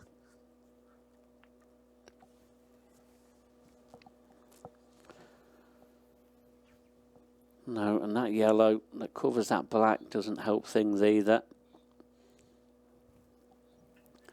So they'll be avoiding yellows at all cost as well. You say that, I'd be tempted. There was a potential, I don't know if it went, but there was a potential plant on there for Alex. Now, if you were to take yellows, the fact that that yellow is next to the black would give you potential for a really nice safety shot. Yeah, possibly, but I mean it's such a big target. There's probably no percentage in playing that. No, but if you were on yellows, it's not such a big target anymore.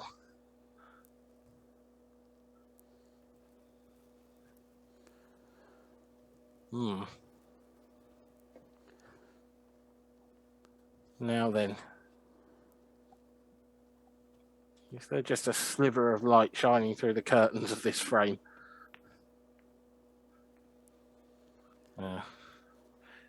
No, is the answer. Is that a plant into the bottom right-hand corner? I mean, it's a very risky one if he decided to go all out attack. There's not going to be any movement of any balls. He's just making sure.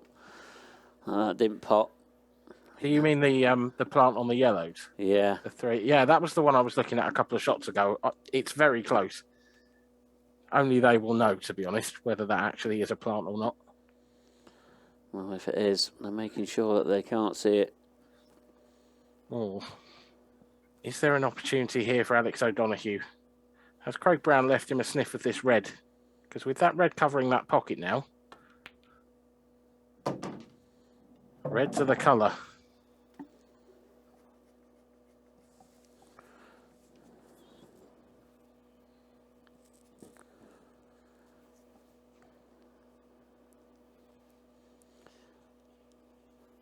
Yeah, I mean, he's got the same shot here. He could glance off that red, play it with some run inside and try and get behind that black again. Well, didn't really get into it. But still not a bad white. No, it's a good white. He's left a lot of distance. There's nowhere really for Craig to hide the cue ball from here. And now that Alex is on reds and he has that control of that bottom left corner pocket, he can just start to pick his other reds out into the open. See there, Craig's just trying to stop him. Yeah, I think Craig's just seen exactly what Alex's plan is. I think what Alex can't do is pot any more reds just for the time being. He's trying to get the black out. I like this. It's very attacking.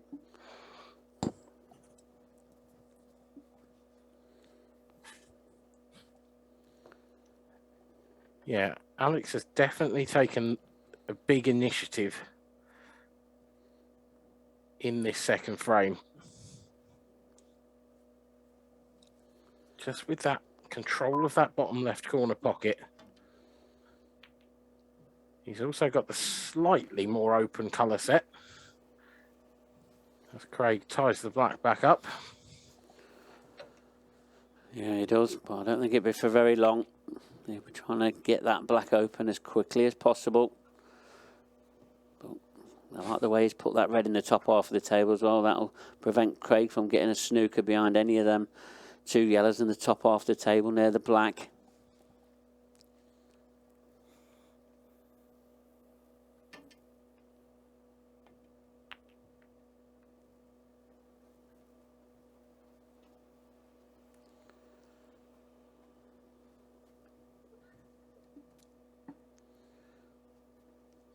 Just wonder at what point Alex decides to move those two reds on the left-hand side.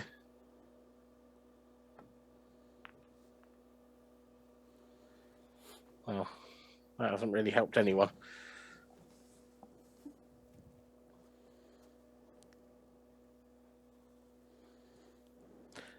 It's quite incredible, Mark. I think this match, this frame rather, could last longer than our entire first match of the evening.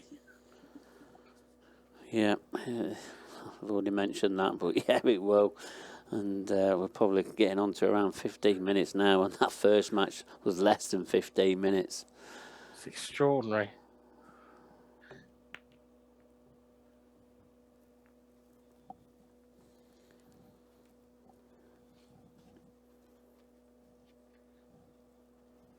Those reds are just becoming more open by the shot. And now perhaps another chance. Is there an edge on this Can Alex O'Donoghue see an edge of that red that the cue ball's closest to? There's a possibility of getting a snooker out of Craig Brown here. Clearly not. Going to try and open the black out again. Well, I said there was a possibility of a snooker for Alex O'Donoghue. There's a big possibility of one now for Craig Brown. Yeah, there will be. But the way that he's got to play that yellow, he's going to have to make sure he hits a cushion. Yes, he'll get the cue ball jammed behind that black. I don't think it's the right shot, though. No, I understand what you're saying, but if he could have got the cue ball touching ball, or as near as damn it to, on that black, on the left-hand side of it, he would have left Alex a problem. Would have been a two-cushion escape.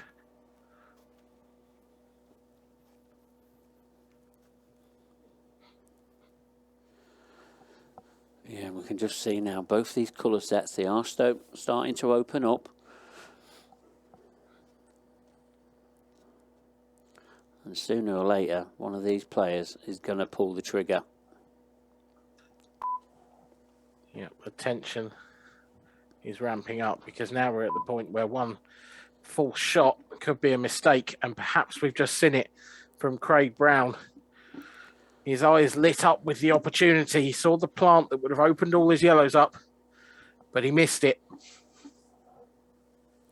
And now the red balls are completely in the open. It's just that black. It's the only sticking point here for Alex O'Donoghue. I can't believe that, Mark. This is the first time either player's used their extension. Yeah, they've not been doing too much thinking, but now they're starting to think now. They know the frame is there at the mercy. What a clever shot that is. He left him just a one cushion escape. Can he get to that yellow? I think he can. If he was jammed on that cushion, this would be hard to get out of, but this is quite straightforward now. Yeah, Alex O'Donoghue would have had heart in mouth, and he'd have been counting to 5 like his life depended on it when that red sat over the pocket.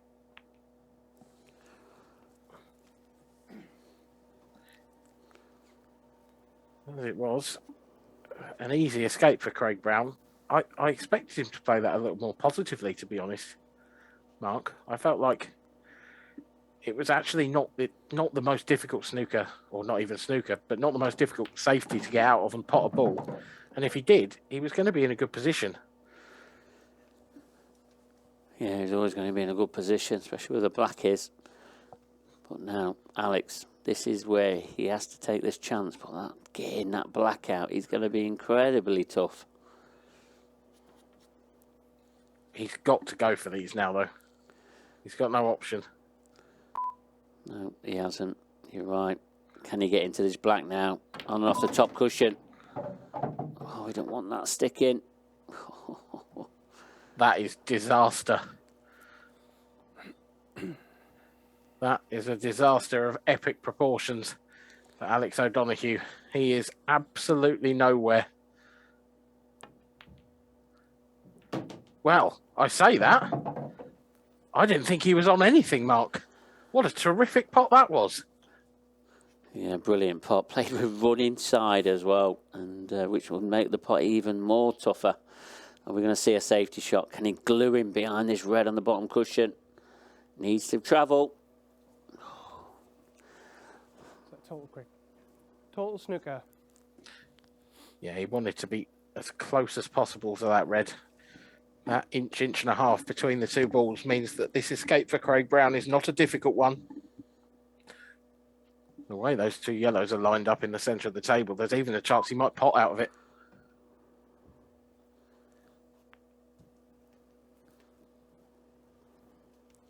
Even better than that, he lays a snooker of his own.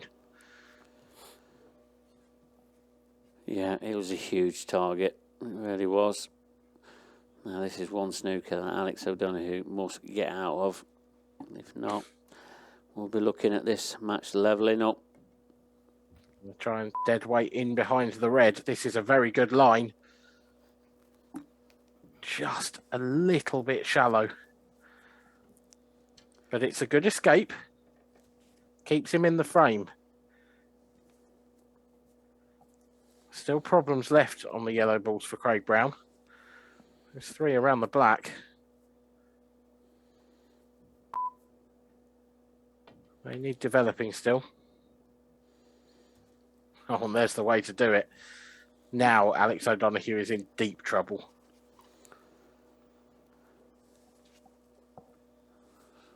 Yeah, I mean, it's only a 1 cushion escape. But he needs to be very careful with this one. Is it a total snooker? I haven't heard a call from the referee. No, I don't think it is. So he has to hit a cushion after contact. Foul. I think if the cue ball had nestled in the jaws, it would have been 1 the free best shot, result 1 possible for Alex. Time running. But just that last half a roll, and it dragged into the pocket. And now Craig Brown, with the best opportunity he will get shortly to level the scores.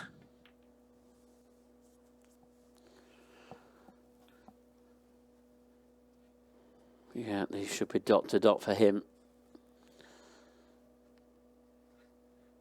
Needs to reset his mind now and his focus, because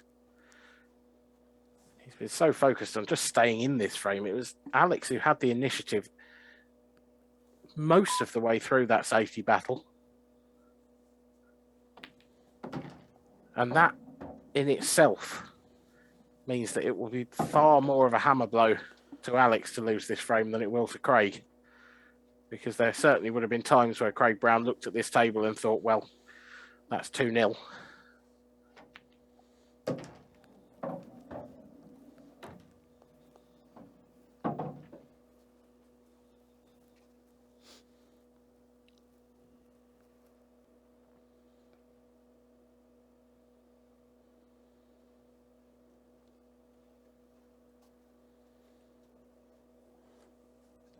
Extension, please.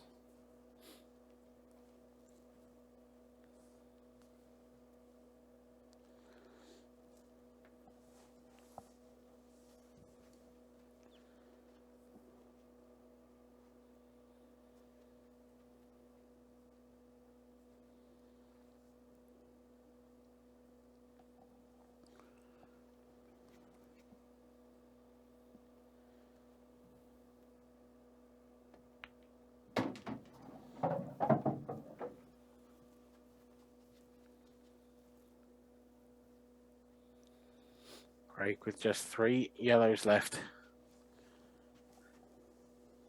Taking every second available to him to make absolutely certain.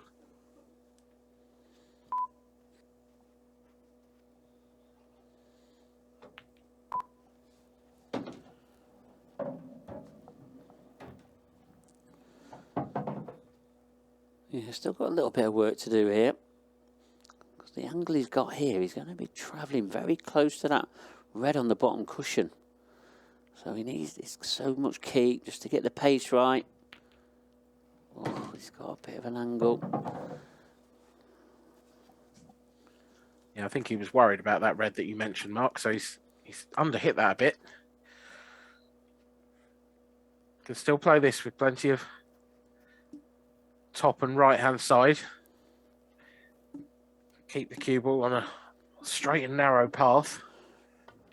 Well, we didn't want to catch the red. This is a devilishly difficult black now. Yeah, it is. Well, he's not going to have too much time to take over it. He's used his extension. Where's the white going to be travelling? Is it going to be close to that top right hand pocket? Glorious, glorious shot from Craig Brown. It was a bizarre frame. It was a war of attrition, and it's a war that has been won by the man on the right of the arena, Craig Brown. Can't believe it's still 1-1, Mark. It's been a complete antithesis of the rest of our matches tonight. Yeah, we've been playing just over 30 minutes now for this match. We've only had 2 frames. Pretty incredible. And we looked at our total. It was 15 minutes 36 seconds for that first match. Unbelievable, really. But that's how pool can go sometimes. Can't be all fast-flowing action all the time. We'll have some tactical ones. But Alex O'Donoghue, he's going to be breaking next. I don't think he'll be trying the cut break. He'll be going all out, full head-on ball. Alex O'Donoghue to break. Scores are tied 1 frame all. Time running.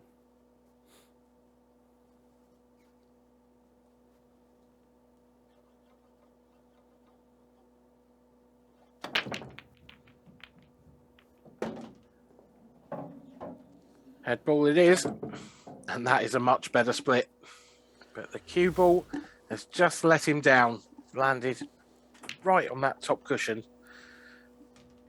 And that makes his first shot very tricky.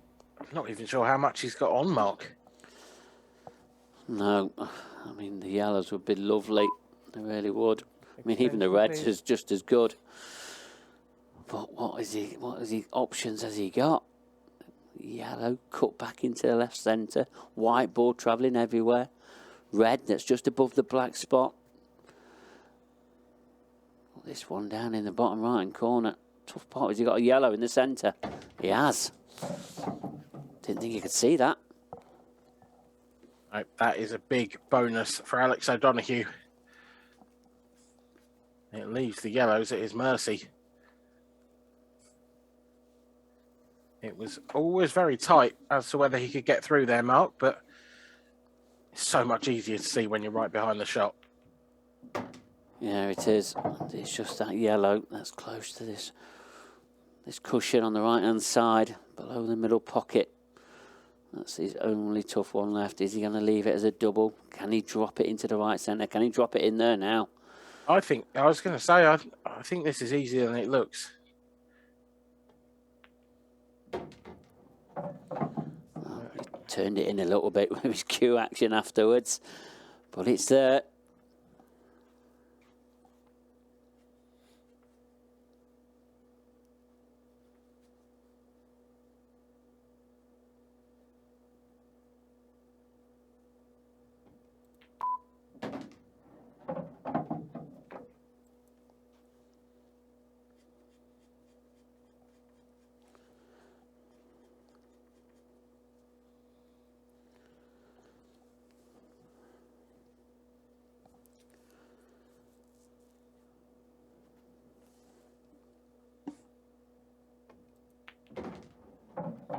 Needs this cue ball to travel. And it has. That is perfect.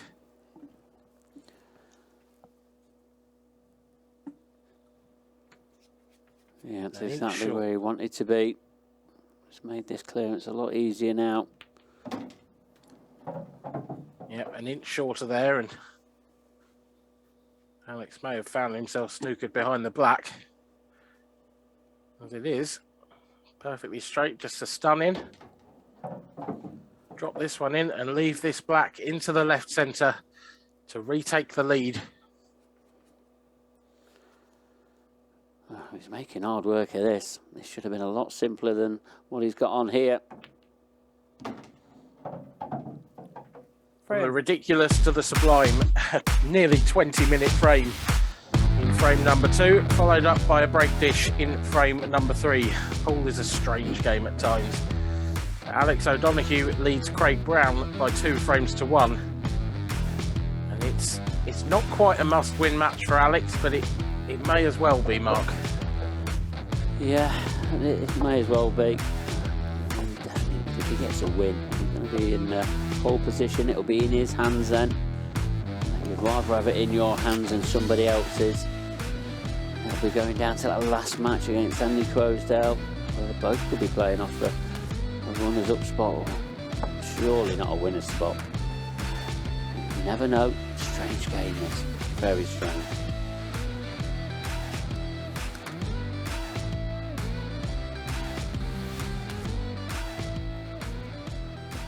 Yeah, and Frame this 4. Craig Brown to break, trailing 2 frames to 1. Fourth match Time of the running. evening has been one of the strangest of the lot. Craig Brown changing his break-up. And look what power will do for you. Huge break. Couple of reds down. Not the split he'd have hoped for, but certainly better than any of his previous. Yeah, well, thank the Lord. He's been listening to us. I don't know, the speakers must be on in the arena, and we've been slating him over that cup break. No doubt he's heard us. And, Attention, please. well, I think that's the best way of it. You've got to be attacking in these race to 4 formats. Just go all out attack. I mean, it's still not broke pretty. You have to say he's been a little unlucky to not have very much to go at. He's got a yellow to start off with on the bottom cushion. Yellows aren't great. This is a tough shot. Oh, that yellow went. I didn't think that yellow went. I thought it was taking on a plant.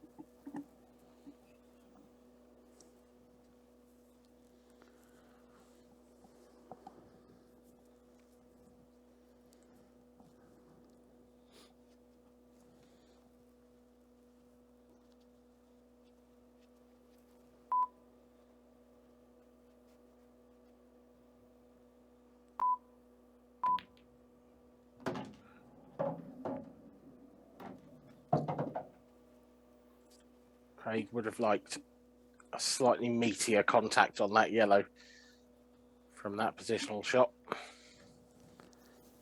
If he was on that now, the finish was still on. From here though, Mark, I can't say that I think it is.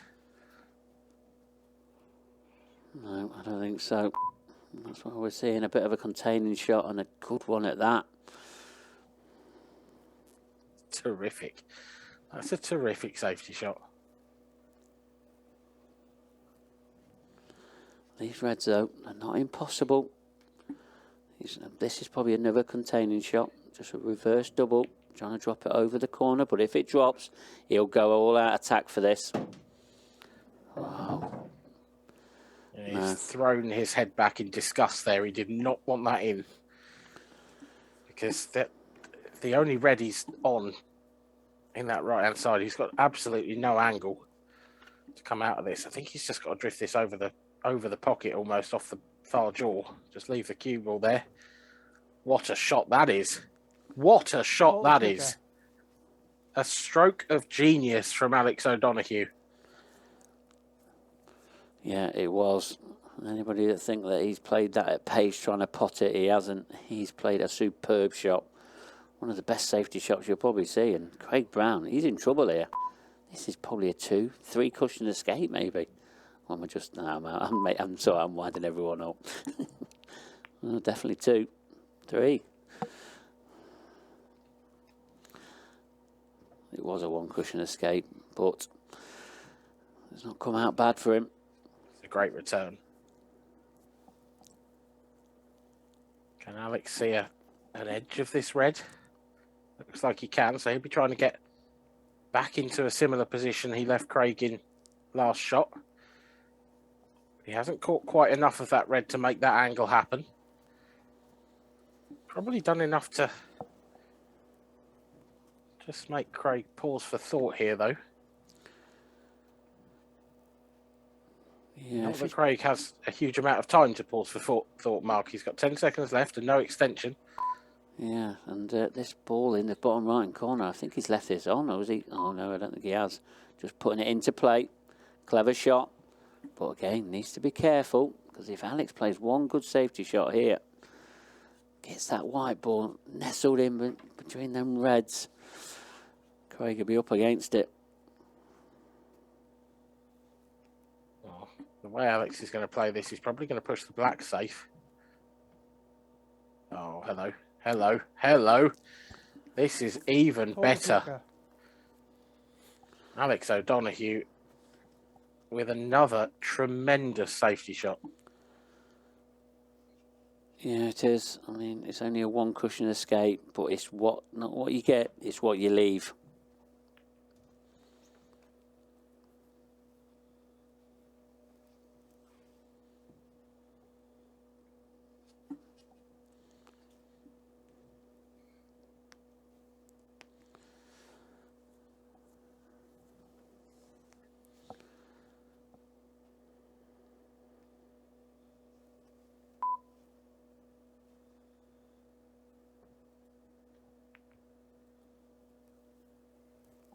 Just keeping that black tied up.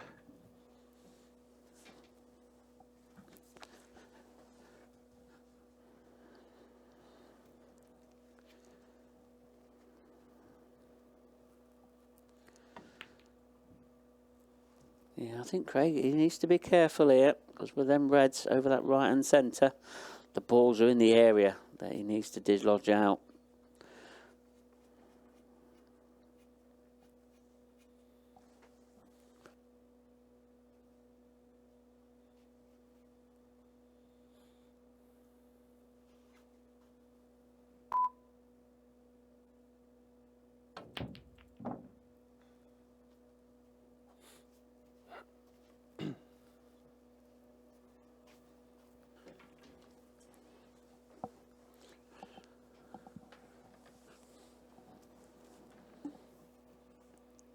Now it's another one of these frames that feels like it's gone the distance.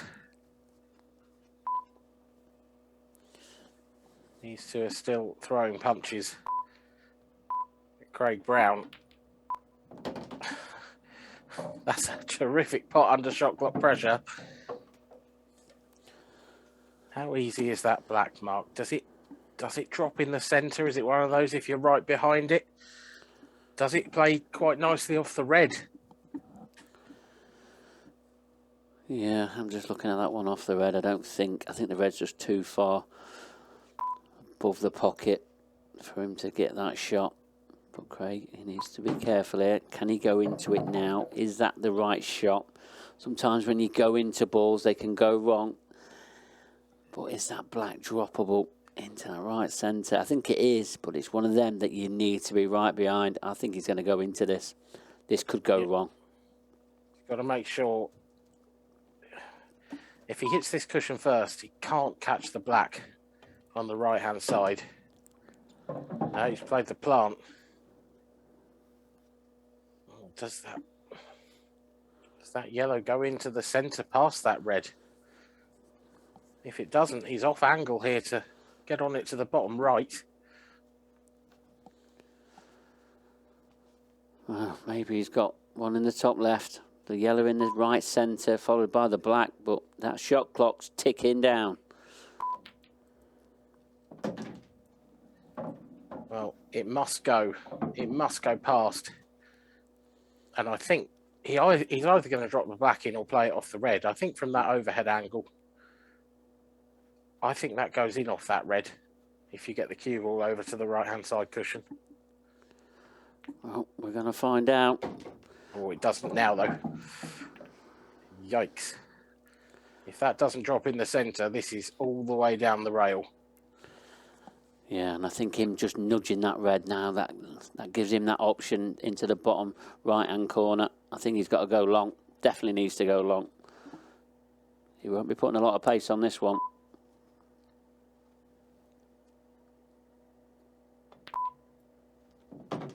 Oh, absolutely creamed. Craig Brown levels the scores at 2-2 with a peach of a black. Alex O'Donoghue can only sit and tap his leg in appreciation that he will be frustrated. Just another one of those frames, Mark. Just another one of those weird, scrappy, tactical frames. But this time it's gone the way of Craig Brown. Yes, it has. The other two players that's downstairs, I bet they're just thinking, come on, I want to get back on. I really do. And they've been sat in the cold a little while now, and I bet they can't wait to get back into action.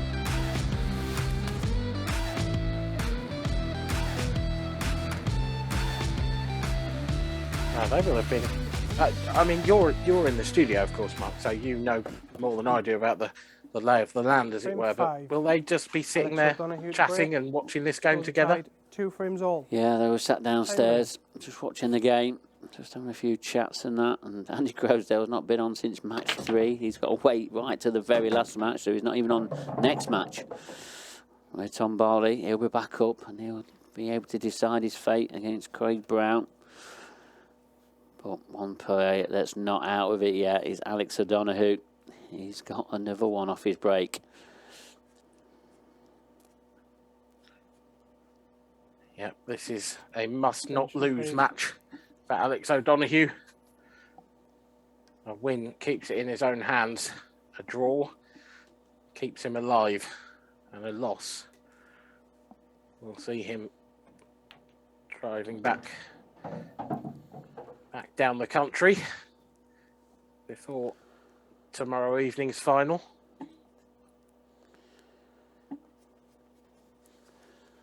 Yeah, and are we going to see him to make that return trip tomorrow in the final? It's going to be in his hands, I think. I really do. Needs to take these out first before he can start to think anywhere near that.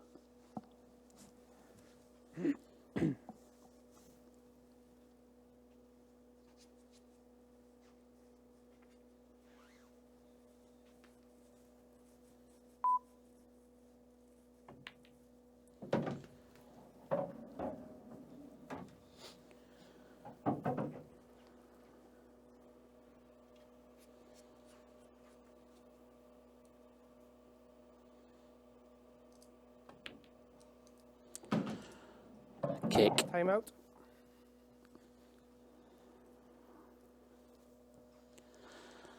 Kick at the worst possible time for Alex O'Donoghue. The chance is still there, but that has made it a lot more difficult.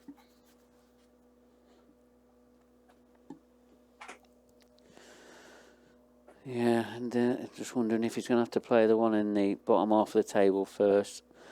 And he's going to have to swing around that red that's on that towards that bottom cushion. Makes it very dangerous. Time running.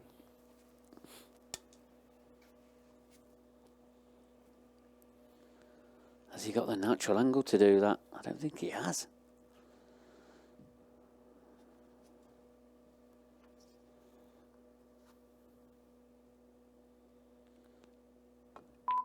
Trying to hold it.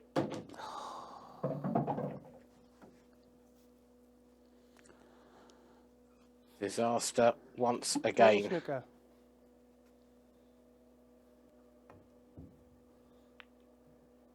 An almost immediate redemption, but not quite. Alex O'Donoghue slumps in his chair. That was such a great chance. And although he hasn't left Craig Brown an easy starter, Alex knows Please. he's going to be coming off at least one cushion with his next shot.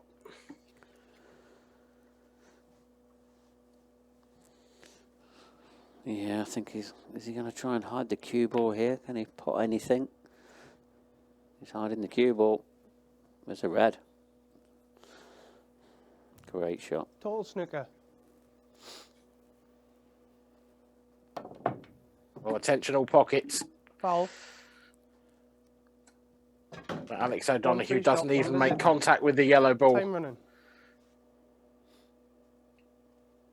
It looks like Craig Brown will be the first to secure himself a point in this match, and he will be breaking in the last.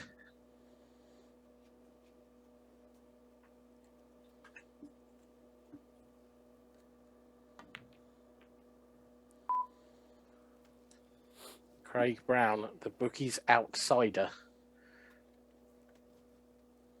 for this group tonight. So far, he is proving everyone wrong. Or not everyone, I should say, Mark. No, absolutely not. Not everyone.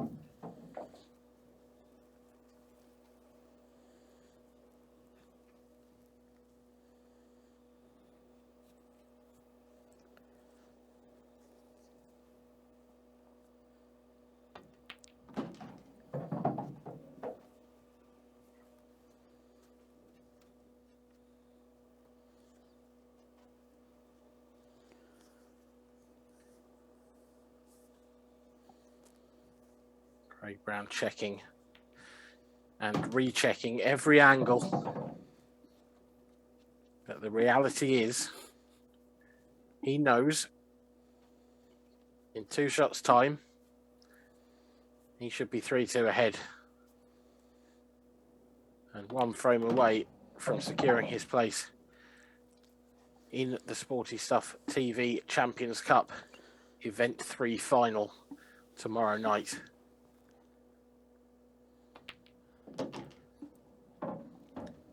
And that is exactly the position he finds himself in.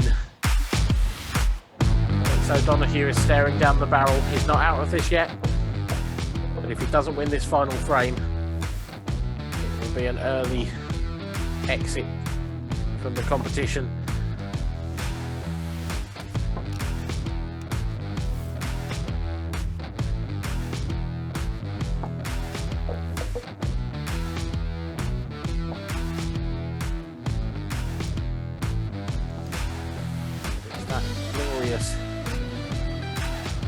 Glass trophy that they are playing for, and that will not be decided on Wednesday. That will be decided on Sunday.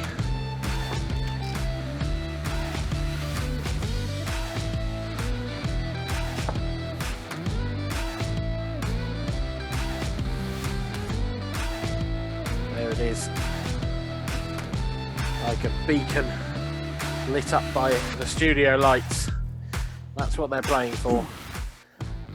Final frame. It will be one of Craig Gareth Brown, Hibbert, Corey leading Rees, 3 frames to 2. and the Time running. winner of tomorrow night's Event 3 final, who finally gets to lift that trophy after 3 long months of play.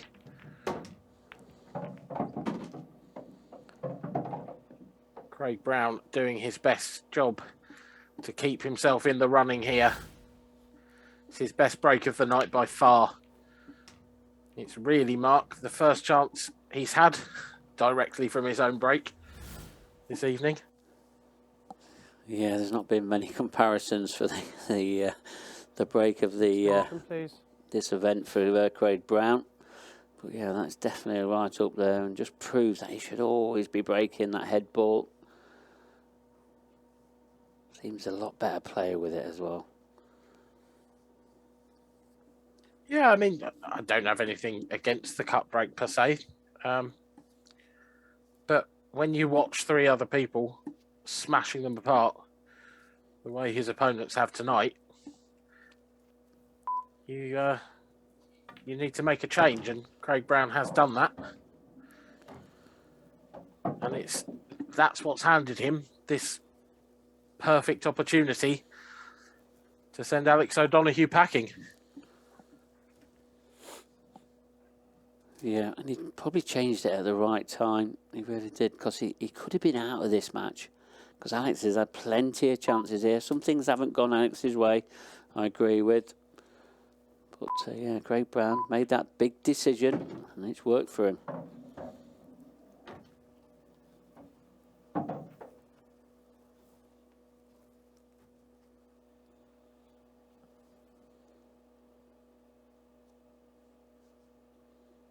Just down on his haunches there, just seeing if that yellow in the centre of the table will pass through the gap between yellow and red. And the way he's played this tells me he feels it does. It looks mighty tight.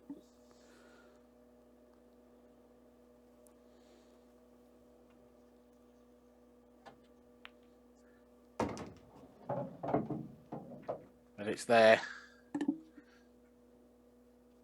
And now Craig Brown should be on easy street.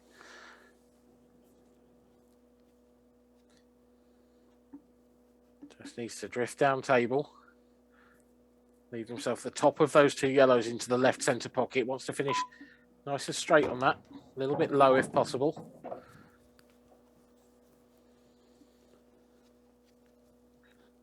Yeah, that's pretty perfect. And these last 3 balls, he's going to put downtown Craig Brown into that tomorrow's final.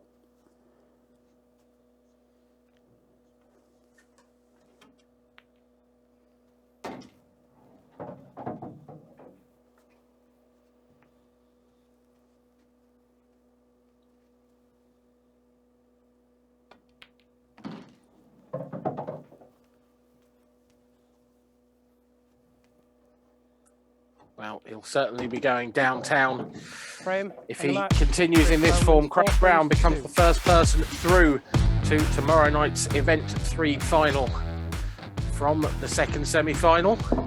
So who will be joining him? Let's find out who Gary and Mark think will be alongside. Well, Craig Brown, Mark, you did say early 4-1 was a big price, and what Dan just said there, Dan Fairway's through already to the. Yeah, to he's the already big into final. tomorrow's final, and he's done it in great style. Just got over the line in that one there. Alex had chances to try and challenge Craig Brown, but didn't get over the line, and that's it. Alex O'Donoghue, he'll be on his way home, but he'll have to wait until the very last match when he will be able to go home, because he's going to be playing Andy Croasdale. And also in the next match, we've got Tom Barley playing Craig Brown. Really, whoever wins this is going to win the group, yeah? Yeah, they are. Yeah, that's what they're playing for. Because Tom's got 3 points, isn't he?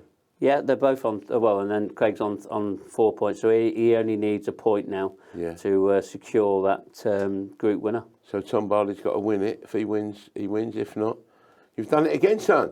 Done it again. Nice little 4-1 winner he's put up here tonight if he wins. But it ain't all over yet, I can assure you.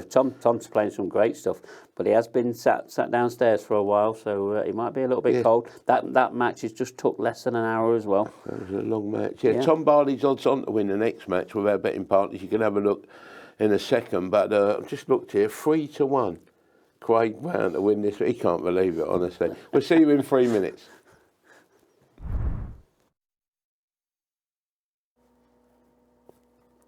Champions Cup Event 3, semi-final match, best of 6 frames.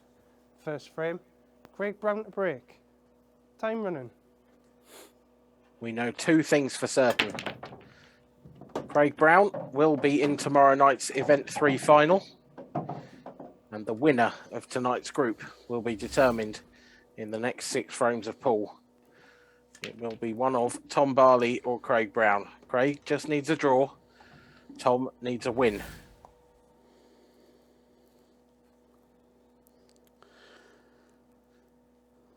Mark Pickworth, Extension, please. how do you see this one going? You've backed Craig all night. Can he continue in that vein? Yeah, I think so. He's going to have a lot of momentum now, especially playing in that previous match. Yeah, he was on it just under an hour. But Tom, he's been sat downstairs waiting to get back on to play this final match to see if he can get through. I think he could possibly be sat down waiting to see how the last match goes as well. Because if Craig Brown gets a big win here against Tom Barley could be facing sort of elimination. You just never know. But he's going to have to take some big results for that to happen. He's in very good stead. Craig Brown, another thing for certain, he's changed his break and he looks a completely different player. He'll not be 4-1 tomorrow. Whilst I completely agree with your sentiment, I think he'll probably be longer odds than 4-1 tomorrow, because he will be in a group with Liam Dunster, the world champion, and that throws all the odds in a completely different light, doesn't it? Yeah, it does, but he's going to have to go in a second favourite tomorrow, possibly. Especially if they've been watching. If they haven't been watching, then he'll just be 3rd or 4th or the outsider again. He certainly hasn't played like the outsider tonight.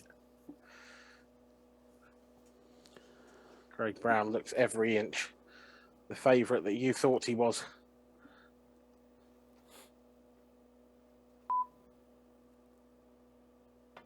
I have to be honest, Mark, I thought Tom Barley was the favourite for me, but Craig was definitely second in the running, in my opinion.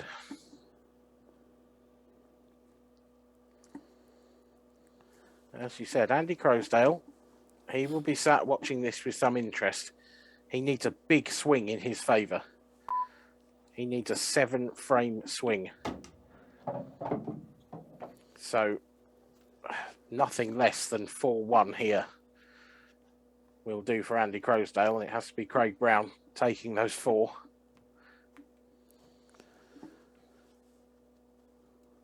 Yeah, you'll be seeing Andy Croasdale. He'll be cheering on Craig Brown downstairs. Well, I'm sure he'll be tapping his knee after that shot. Great long yellow there from Craig. He sets himself up on the black. It's got a kick. It's a massive kick. That is disaster.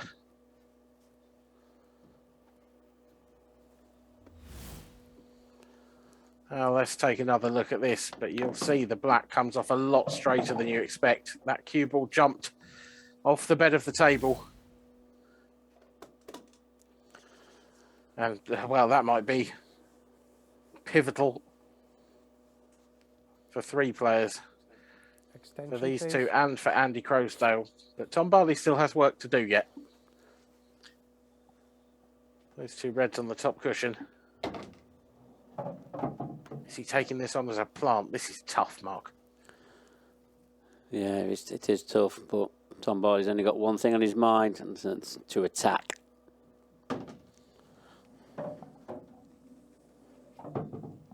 He is a glorious player to watch when he's in full flow, Tom Barley.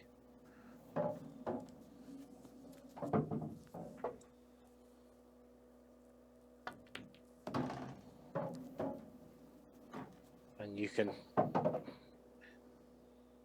talk about Craig Brown's luck with that kick all you like, but take nothing away from Tom Barley. A superb counter clearance sees him take the lead in this pivotal semi-final match.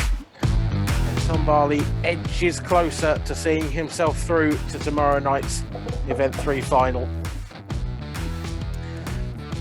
You've got to feel sorry for Craig though, haven't you, Mark? Yeah, you do. And getting a kick at that stage of the clearance is pretty devastating. And against an opponent like Tom Barley, it makes no time at all just to clear him up. Keeps Craig sat in that seat, and he might be sat in that seat a little while longer. He's in to break next. Well, you're the man with the abacus, but by my reckoning, one more frame for Tom Barley sees him through. Yeah, it does. That'll keep him on at least a +2 average, and that means Andy Croasdale will not be able to catch him, because even a 4-0 win will only put him level. And his frame's scored. So, because the next thing after points will be frames scored, Tom Barley at the break. which is a frame difference as we call it. Time running. Oh, the white. Oh, Tom. Foul. Well, Tom Barley, One free we've shot, one discussed visit. it all night. Time running. He loves to get a huge amount of power into his break, but if you get it ever so slightly wrong, then that is the fate that can befall you. Cue ball flying off the table.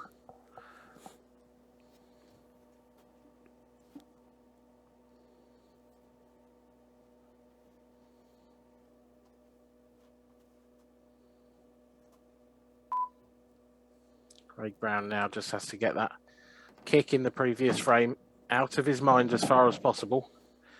Concentrate on taking out these reds. That was his free shot. He's not on reds yet. He's not going to be taking yellows with that yellow on the bottom cushion and the one on the left-hand side.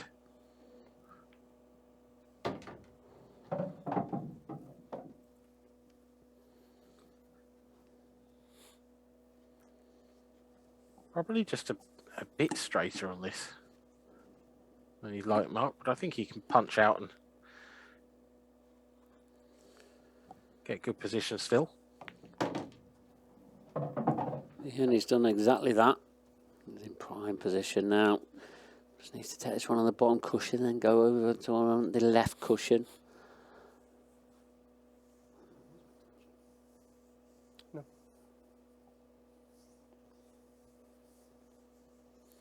He's just asking if he's used his extension. Feels like this is the best time to use it. Just composing himself now. Needs to level this match up. It'll mean a lot for Craig to... Yeah, it means a lot for him to get into the Event 3 final already. But he'll want to win this group now. Yeah, at 4-1, I suspect there are quite a few friends of Craig Brown on him tonight. Yeah, I bet there is. Anybody that's seen that price for him, they've definitely jumped on that. He's definitely value at 4 to 1. He's certainly proving it here. A chance to rid the demons of the last frame. Perhaps those demons are still just in there because he's having the cue ball cleaned. He's not taking any risks here now. And who can begrudge him of that one after that horrendous kick last time? Look how steady Brian Moss's hand is. Under all that pressure with all these cameras on him, still as steady as a rock. Not even a hint of a shaky forefinger as he positioned that cue ball. And the same goes for Craig Brown. He levels the scores. No kicks this time. We go into the third frame of the match. Both of these players still battling it out for top spot in the group.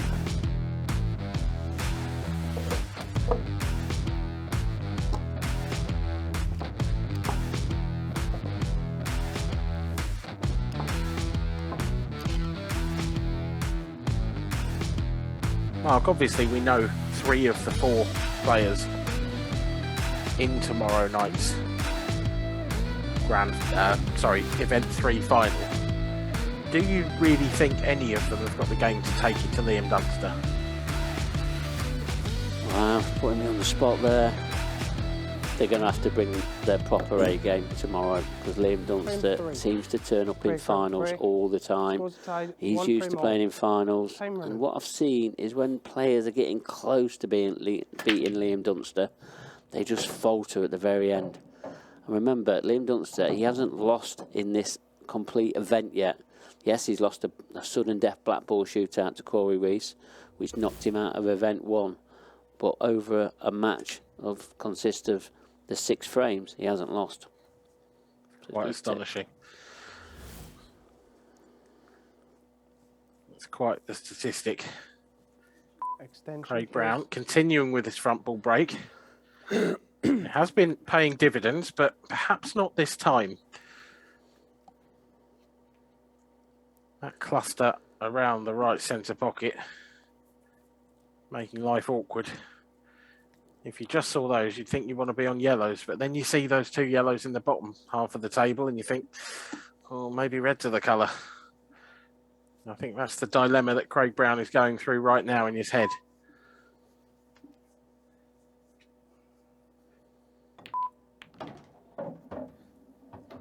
And I think on that basis, he's tried to keep his options open. I think he was trying to play that as a skill shot. Yeah, he was, and he was under shot clock pressure. But nice little containing shot. Just keeps himself in control here. Tom will be playing a containing shot of his own here, though. He's going to try and get this yellow over the corner as well. Don't want this in.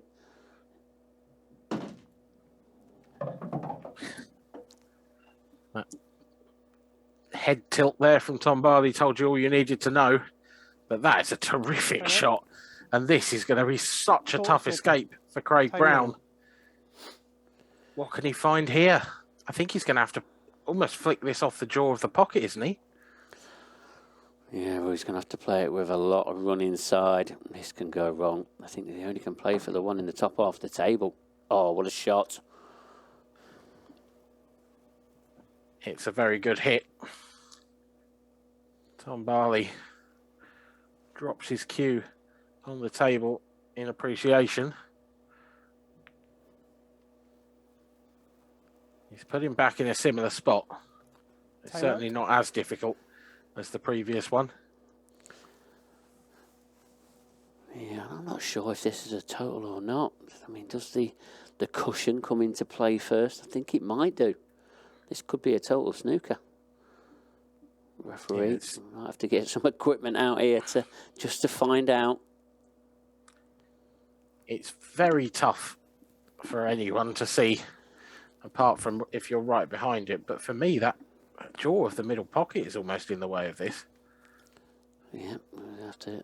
Does that white fit in there? Jeez. Like a surgeon. Just going about his work here.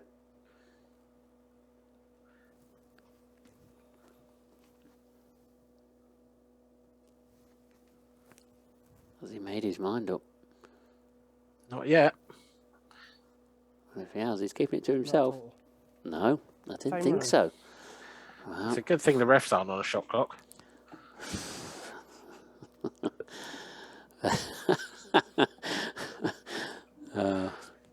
Thank God that you're about, Dan. Unbelievable humour at this time of night. But Craig Brown, he's gutted. That's not a total snooker. That'll change his mind about the way that he plays his shot. But the way this has turned out, that's not bad. Yeah, he'll certainly take that. Still got that one red tied up next to the right centre pocket, though. But it's definitely Craig Brown in pole position in this frame.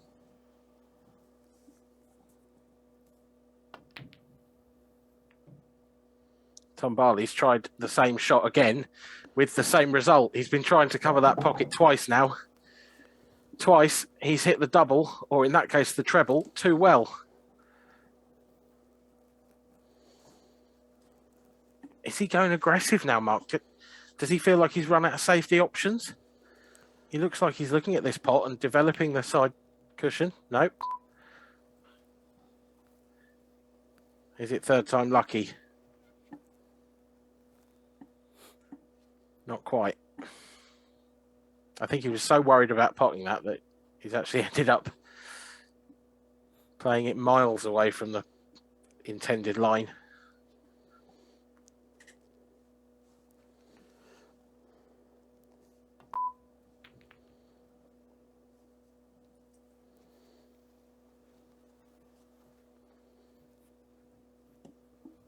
Nice little deft touch there from Craig Brown to push Tom's yellow to the side cushion. Tom trying a deft little touch of his own to cover that pocket, but he's overdone it.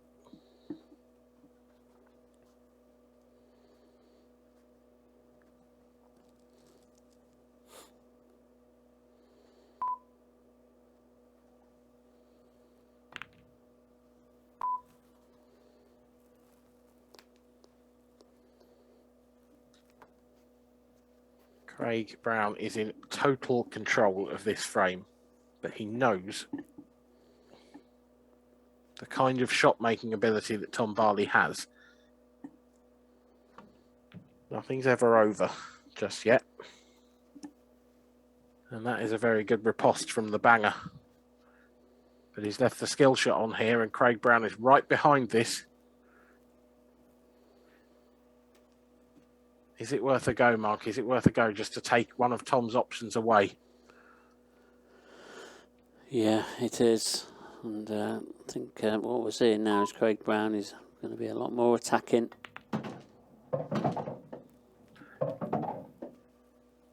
Super shot. But he's still got that red on the right-hand side lodged between the yellow and the cushion. And he's not in any mood to be giving cheap shots away to Tom Barley. This is a horrible position for Tom. Round off two cushions. Oh, no. Foul. One free shot, one visit. Time running. Tried to give himself every possible chance with the line he took with the cue ball. But he just found the jaws, and it surely cost him the frame. Craig's got a free shot now to open up that red on the right-hand side. Potentially knock the black easier as well. How greedy is he feeling?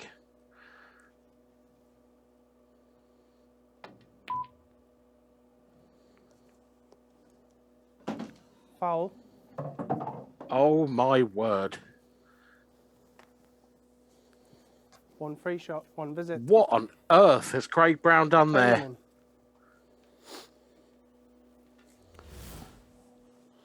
Yeah, That's crazy. There's no need to even have a loose white like that. It's just so careless, Mark. And Tom, well, that's not the greatest first shot, but it's okay. He's on the yellow to the right centre. Is he trying to screw into the yellow on the cushion? Wow, this is a huge shot. He's trying to leave the one over the right centre for last to have it easier black. But is he going to get a chance of that? Extension, please. He's going a long way about it. Well, Oh, shot. that is an unbelievable pot from Tom Barley. He hasn't left that yellow he wanted to leave till last. He's got to take that now. So he needs one more bit of precise work here. Wants to land right on that right-hand cushion. Oh, he's underdone this. Oh, he's okay. And this black's a lot easier than this yellow he's just had. Doesn't always work that way, Mark. But it does this time. Nerves of steel from Tom Barley. He sees himself through. 2 frames was all he needed in this match, and now he's got them. Can he go on and complete the job by beating Craig Brown? Both these players will still be fighting hard. They want to win this group, but they can both rest easy now, knowing they are through to tomorrow's Event 3 final. Yeah, there you see it. Clarification. Not quite the clarification. You're just going to have to take our word for it. The league table doesn't update until after this match. But yeah, we're down now to see who wins this group. A point is good enough for Craig Brown. How much is that kick in that very first frame going to play a part now? Frame 4. The outcome of this Tom group Barley winner. break. I mean, both Leaving players 2 will be frames to 1. ecstatic to get into the Time Event running. 3 final. But they both definitely want to win this group as well. I know what you mean about that kick, Mark, I do, but Craig's only got himself to blame in that last frame. That after he forced the foul out of Tom, he should have been nowhere near that enough. It was a terrible misjudgment. Yeah, it was. I mean, can he get away with it? Extension, please. I mean, if he clears these up, I'm sure his fans at home, they'll forgive him. But he'll need to get the job done by getting one more if he can take this frame out.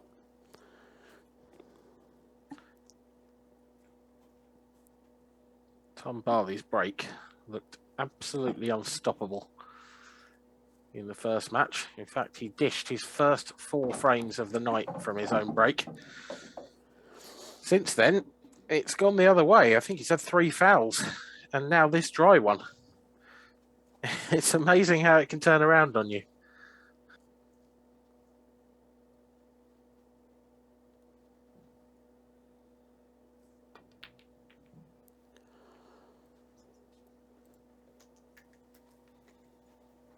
That's poor.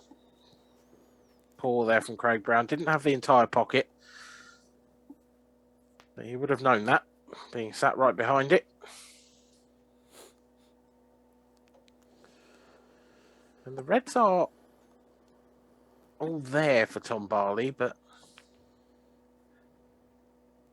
he doesn't fancy it. He's tried to cover the pocket. I think he's covered Craig Time running. on the obvious yellow to the left centre. But the one just below, I wonder if that will pass the red to the bottom right. Yeah, Bottom left, I should say. Yeah, bottom left. I mean, he could be doing some covering of his own here. But if it does drop, you'll probably see him go for it. That's close. Yeah, just the cover.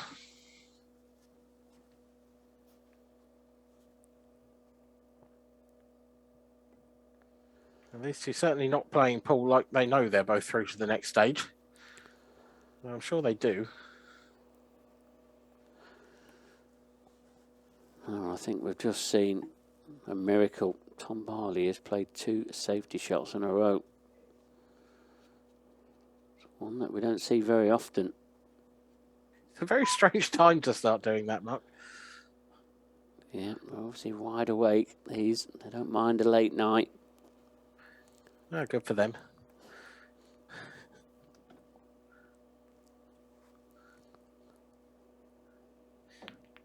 Actually, in some respects, because these two will be playing tomorrow, the late night is sort of good for them. It will help their sleep pattern. You'll know better than I will. I did catch a glimpse of Liam Dunster in the building tonight, so I'm assuming he's staying over. What about JJ Fall? Has he gone home for this tonight to come back tomorrow, or has he stayed here to stay fresh? Yeah, he's coming back here Foul. tonight. One free shot, one He visit. went back to work at the Time club, so he's had his hotel room kept for him, and he'll be back tonight. He'll be getting plenty of rest in the morning. So these players, they have thought about it and what's the best for them.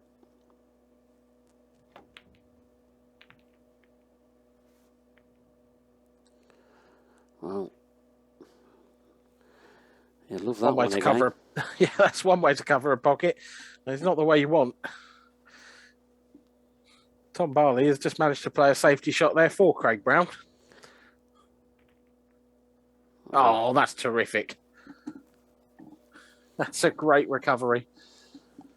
That yellow is in all sorts of trouble now.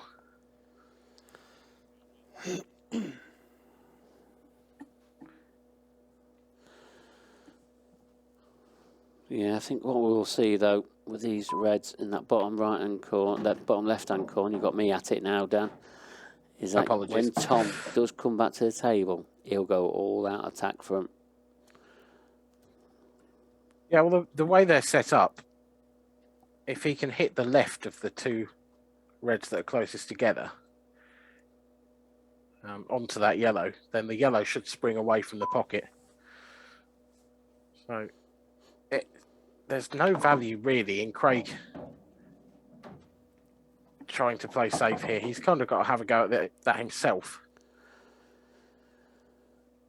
Yeah, he has. And, I think he's tried to come past that red and maybe tap that yellow in the bottom corner. But these are key moments now. He's trying anything. Oh, wow. That is a swing and a miss. One free shot, one visit. From Craig Brown. Time running. He's leathered this. It's a little unfortunate to see the cue ball come off the yellow and in like that. What's Tom But he Barley done here? Is he okay? Oh, he's got one in the right centre, hasn't he? Yeah. And he's actually on this one down the rail as well. But it did look perilous for just a second.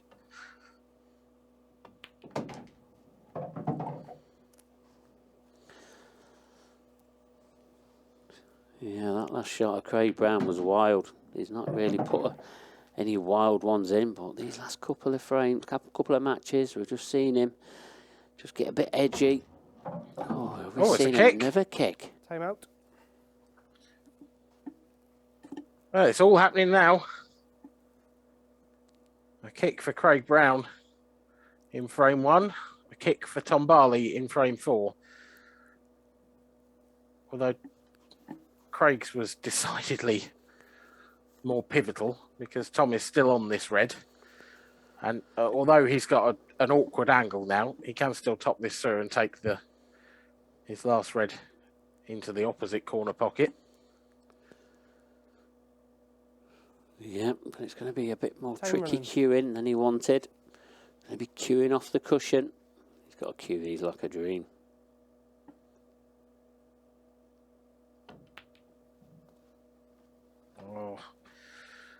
Now that kick's come back to cost him. Look where it's gone. It's gone horrible. It's amazing, these kicks. They're costing players frames. Pivotal moments. I've hardly seen one all tournament, to be honest, though, Mark. I mean, they are just a symptom of the game. They're one of those things that happen, but I can't remember really seeing any pivotal ones, and now we've had 2 in one match. Yeah, I mean, I was talking to Brian about this earlier today, and he mentioned to me there was 6 yesterday, but we didn't really see that on our TV screens. Not as much as they're so obvious tonight. Oh, Tom Barley's got away with one there. That red has come to his rescue. The only yellow he's left Craig Brown able to see. Doesn't really go anywhere. It's a very thin cut into the left centre. Yeah, I think he's got a 2-in-1 shot here. He just drifts this yellow down, cuts that middle pocket off, drifts the white down and covers it. Has he left it? Nah, surely not. He might have done. No, I don't think he has. Oh. It's tight. If Tom Barley's going at this, keep an eye on the cue ball because it could go anywhere. It does go. Oh, it goes to the top left. Wow. That's some pot. Craig Brown's face. I've just seen him in the chair. He's having a mutter to himself. As well, he might. He certainly shouldn't have left that on for Tom Barley, but credit where it's due. A tremendous pot, and it leads to this chance, and it leads to 3-1 to Tom Barley. Craig Brown can still top the group, but he'll need the final 2 frames if he's going to. Tom Barley just needs 1. And, there'll be a lot of people at home, Mark, rooting for both of these at the moment, I suspect. Probably, given the odds, probably a few more in the Craig Brown camp right now. Yeah, probably so. Are we going to see any more twists and turns? This is the black that Tom Barley spotted at the end.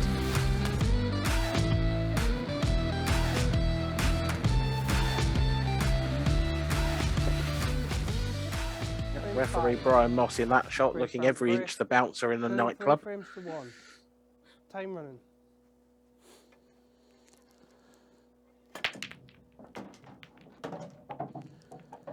Oh, Craig's angry. Craig's got his angry breakout. Yeah, and that's exactly the same way that he played that previous shot that's cost him that previous frame.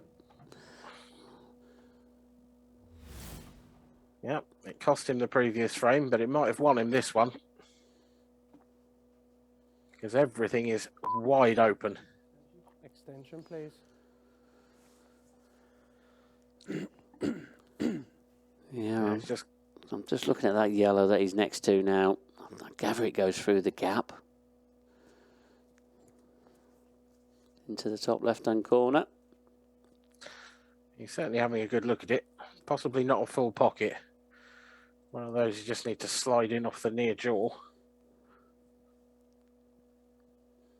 Have to get the pace right on these shots. Oh, pumped home.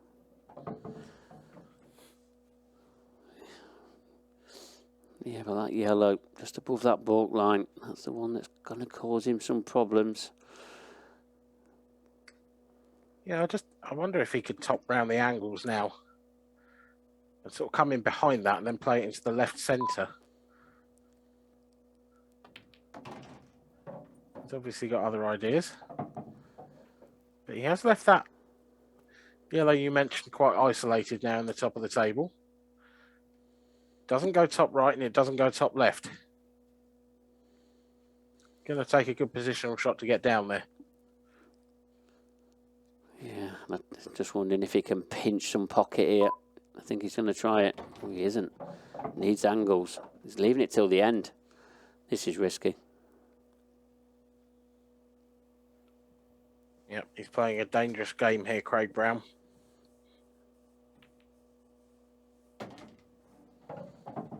very dangerous game indeed. This will have to be some positional shot. You can see him there, lining up where he wants the cue ball. With the tip of his cue. Yeah, the way he's playing this, has he got the pace right? This is perfect, isn't it? What a shot.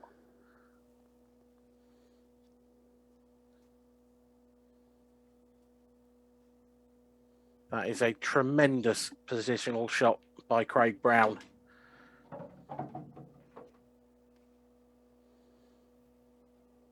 The 4-1 shot keeps his hopes alive of winning this group. Frame. He trails Tom Barley by the odd frame. It's 3-2. We have one frame left in this match, and it will be decisive as to who tops Group B of the semi-finals of Event 3 of the 2022 Sporty Stuff TV Champions Cup. It's been a really interesting night, Mark.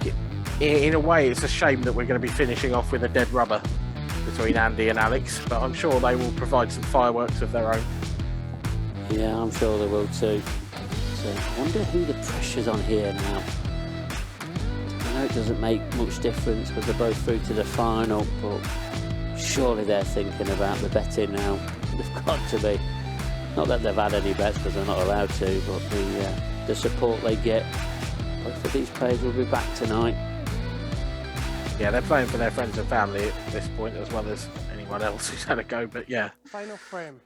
Tom Barley to break. Yeah, and probably some bragging rights into tomorrow's final, because they're going to be playing each other at some point tomorrow.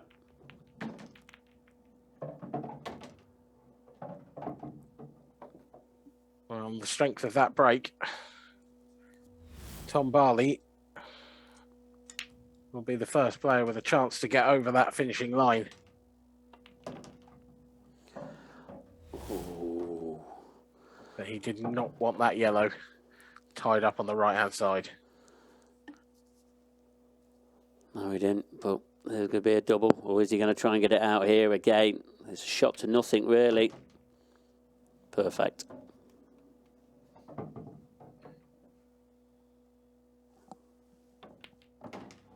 Tom Barley has the Midas touch at the moment.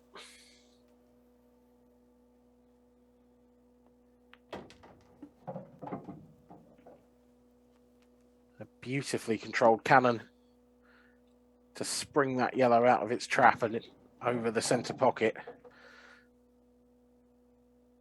And these are as good as gone. Tom Barley living up to his tag as the pre-group favourite with a 4-2 win over Craig Brown. A quick fire dish in the end sees the banger top the group. It's been an enthralling night. We have one match left to go. Let's hand back to the studio and Gary and Mark.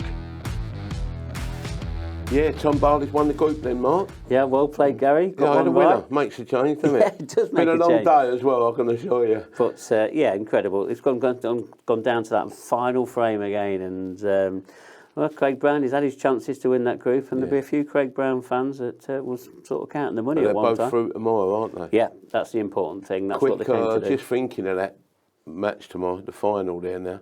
There's some good players in that, haven't we? Yeah, Dunster, JJ4, Craig Brown and Tom Barley. It's going to be a really good one. JJ4, I think, will be the outsider. He'll be around about 5-1 to win it, if I had to price it up. Liam Dunster, I know he's always 11 to 10 on and even money, but, you know, if you take even money against these two boys who's got through tonight, I think you've got to, you know, get a visit to the doctors in the morning after, because I think it's a ridiculous price odds on, do you? Yeah, absolutely. Yeah. And, I mean, Liam Dunster, like you said, he's going to be the outright favourite. But the guys that he's going to be playing against, they've got nothing to lose. No. So they've all got to take it to him, come with their A games, and you just never, ever know. And Tom Barley started off back, you know, really the Tom Barley that we know, and he calmed down a bit, and in that frame he come back to life again, didn't he? Really? Yeah. So we've got one match. We've got one match left now, and what Dan Fairway said there, it's really unusual. There's nothing to play for, is it? But I wonder if they'll go out and give us an exhibition. I hope so. I hope so. We'll see you in 3 minutes for the last match of the evening.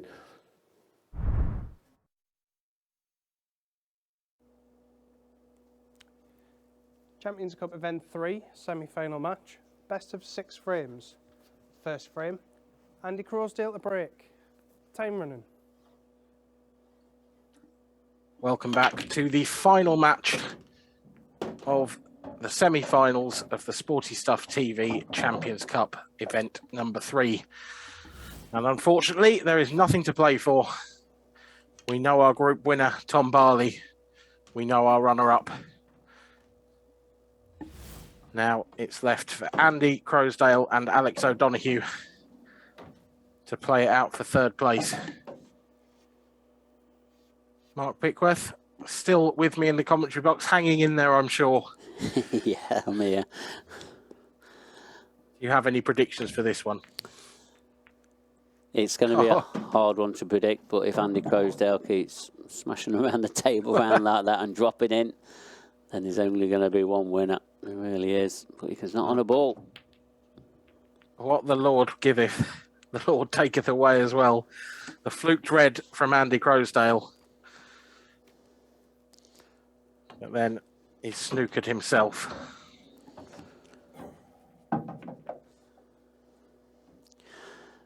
Yeah, I mean, what we can't forget, Dan, is that these two, they are playing for prize money tonight. There is a couple of £100 difference, so it's just about how they see if it's worth that couple of £100. I don't think they're going to be hanging about. No, they're not. They want to get back on. I know Alex, he's back at work tomorrow. So he was, if he did make the final tonight, he'd have to go back, done a shift, then come back again tomorrow and done a shift in here. And I mean, these are both very fluent players anyway. I'm sure they'll take no time in deciding this match. Let's go for a draw, Dan. I mean, that favours Andy Croasdale. Frame. Now, the way that Andy Croasdale started this match, it's certainly going to be dynamite one way or the other. It's Alex O'Donoghue who claims the first frame. Yeah, hold on to your hats, folks. This one's going to be entertaining.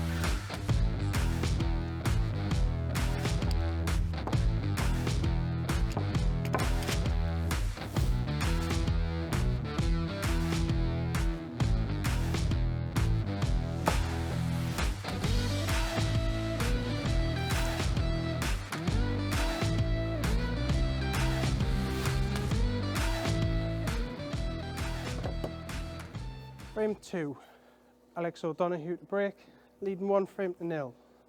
Time running.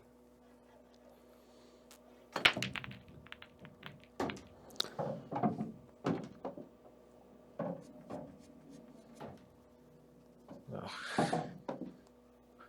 certainly no quarter given with that break.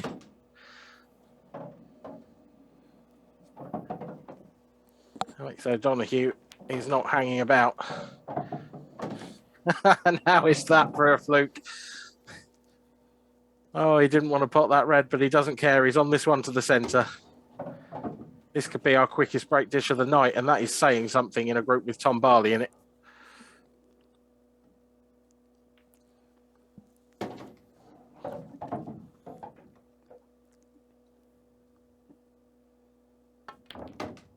Hope you've got your stopwatch out here, Mark. Oh, as I say it, as I say it.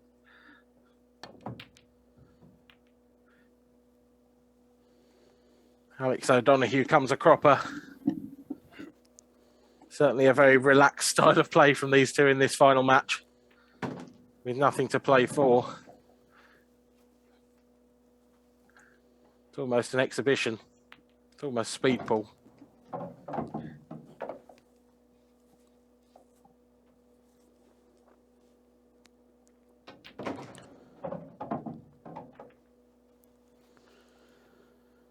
Yeah, just makes you wonder if this is going to be the quickest match of the night. Oh. Well, it's got something to beat, hasn't it? Our first match of the night on YouTube earlier on was around the 15-minute mark. Foul. 1 free shot, 1 visit. Time running. Yeah, I think if these two kept potting, you'd probably be right, Mark, but throwing in some errors. Yeah, one thing for sure, it'll be very open.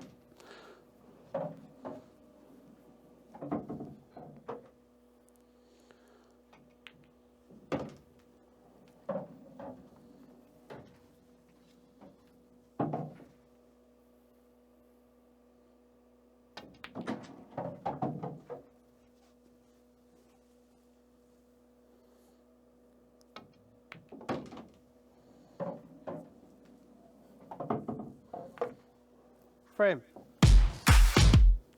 There we have it. Frame, says the referee. These two are just going to go hammer and tong for the next few frames. Andy Croasdale levels up the scores at 1 apiece.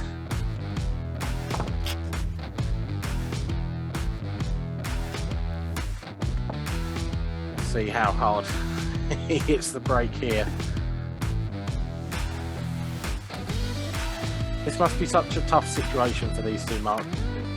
Knowing that really there's not a huge amount to play for now. Frame 3. They're both out of Croasdale this. at the break. Scores are tied, 1 frame all. It's got to be tough.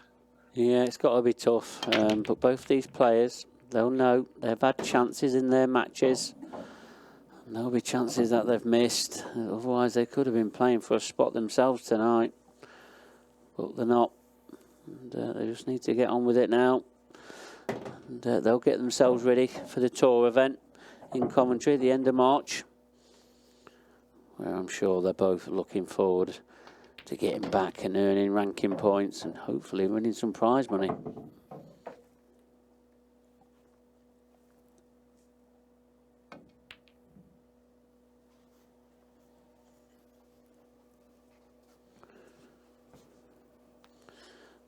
Well, it's fast becoming a comedy of errors, this.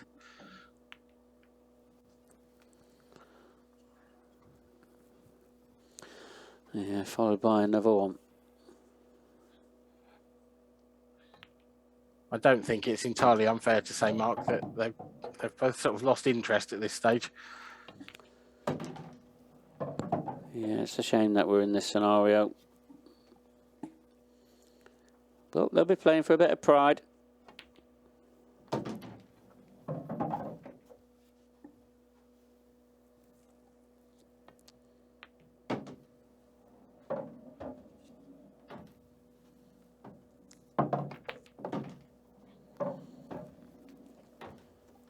Nicely done from Crowe. Frame. The black thinks about staying up, but decides it can't be bothered and drops into the pocket. And now it's a 2-1 lead to Andy Croasdale. As you said, Mark, there is a small difference in the prize money, and a draw here for Andy Croasdale would secure that. Andy sitting on 1 point in the group at the moment, Alex on 0. It's been a long time since we've seen anyone go home without having trouble with the scoreboard, Mark. Yeah, it is. And they seem to always get something out of it. Frame 4. Alex O'Donoghue to break. Trailing 2 frames to 1. Time running.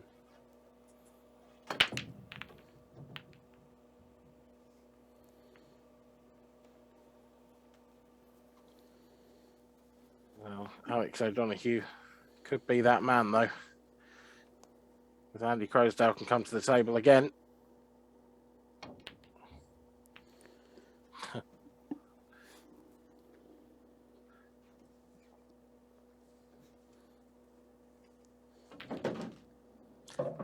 It's been an incredibly frustrating evening for both of these two players. You could argue that Alex has perhaps been a little unlucky. He was blown away by Tom Barley in that first match. He literally did not have a sniff. He lost 4-1. He dished the only break he potted off. The rest of it was Tom Barley dishing up. There was nothing Alex could do. And that was such a bitter pill to swallow. You know, you've gone all that way and the first match of the night, you physically cannot win. Andy, on the other hand, he's had plenty of chances in these matches, and he will go home knowing that he should have played better. Yeah, that's pretty much a good analysis of tonight's action. And, yeah, you've got to feel for Alex a little bit, especially in that first match. A lot of things didn't go his way, and he was just had to be admirer of a Tom Barley masterclass performance.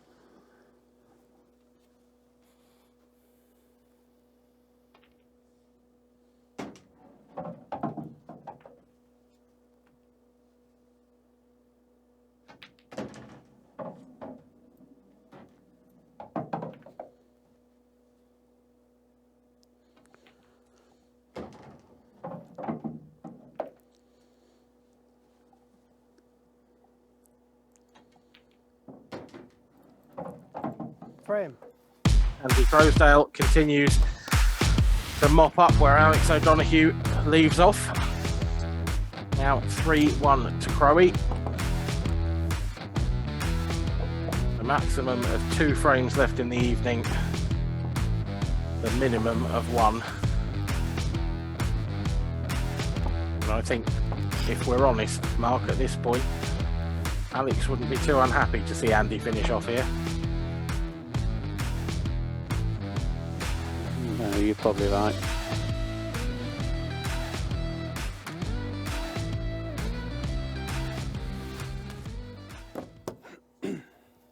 Frame 5. Andy Croasdale to break, leading 3 frames to 1. Time running.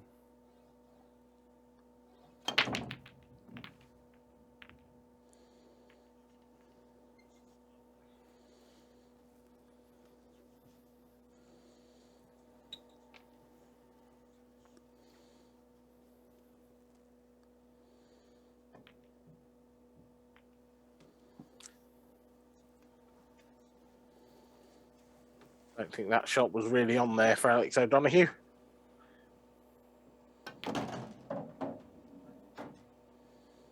I'm not convinced Andy Croasdale's left himself anything. Can he swerve here? He can.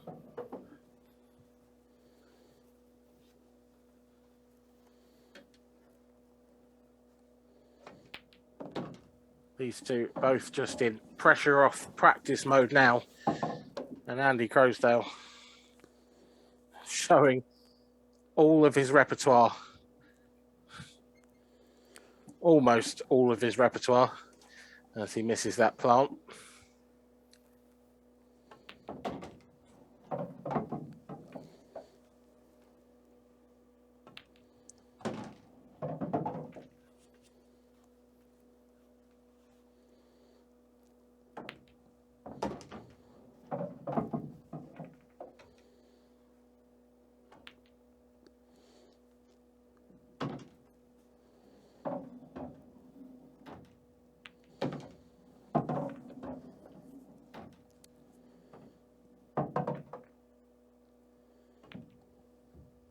Oh, lovely, lovely cut that from Alex O'Donoghue. Anything you can do, I can do too. Alex O'Donoghue takes us to a last frame. He doesn't want to go home without a fight. He doesn't want to go home without a point on the board. He may get his wish. He trails Andy Croasdale by 3 frames to 2. We have just 1 match left in the evening.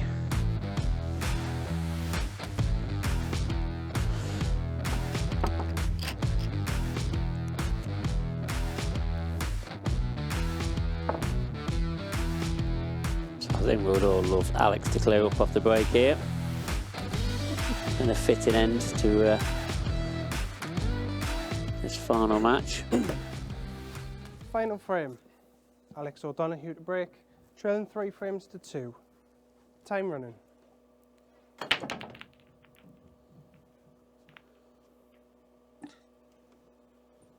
You shouldn't have wished for it, Mark. You shouldn't have wished for it. Yeah, I shouldn't have.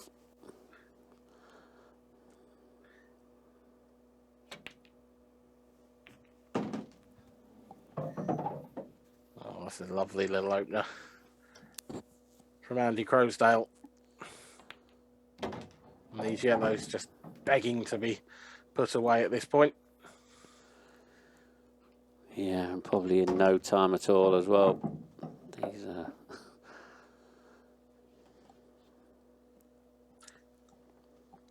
But then, it's obviously a bit different now, but these are the sort of finishes that Andy Croasdale has messed up a couple of times tonight.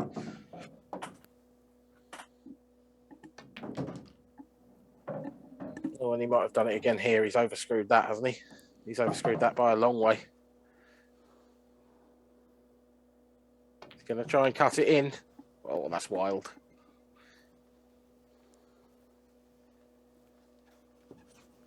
Well, a couple of visits later than planned, Mark, but you might get your wish.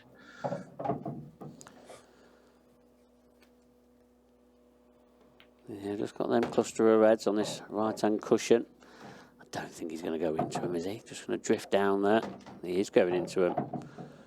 He'll take that all night long. Come out lovely. Yeah, I think you're right.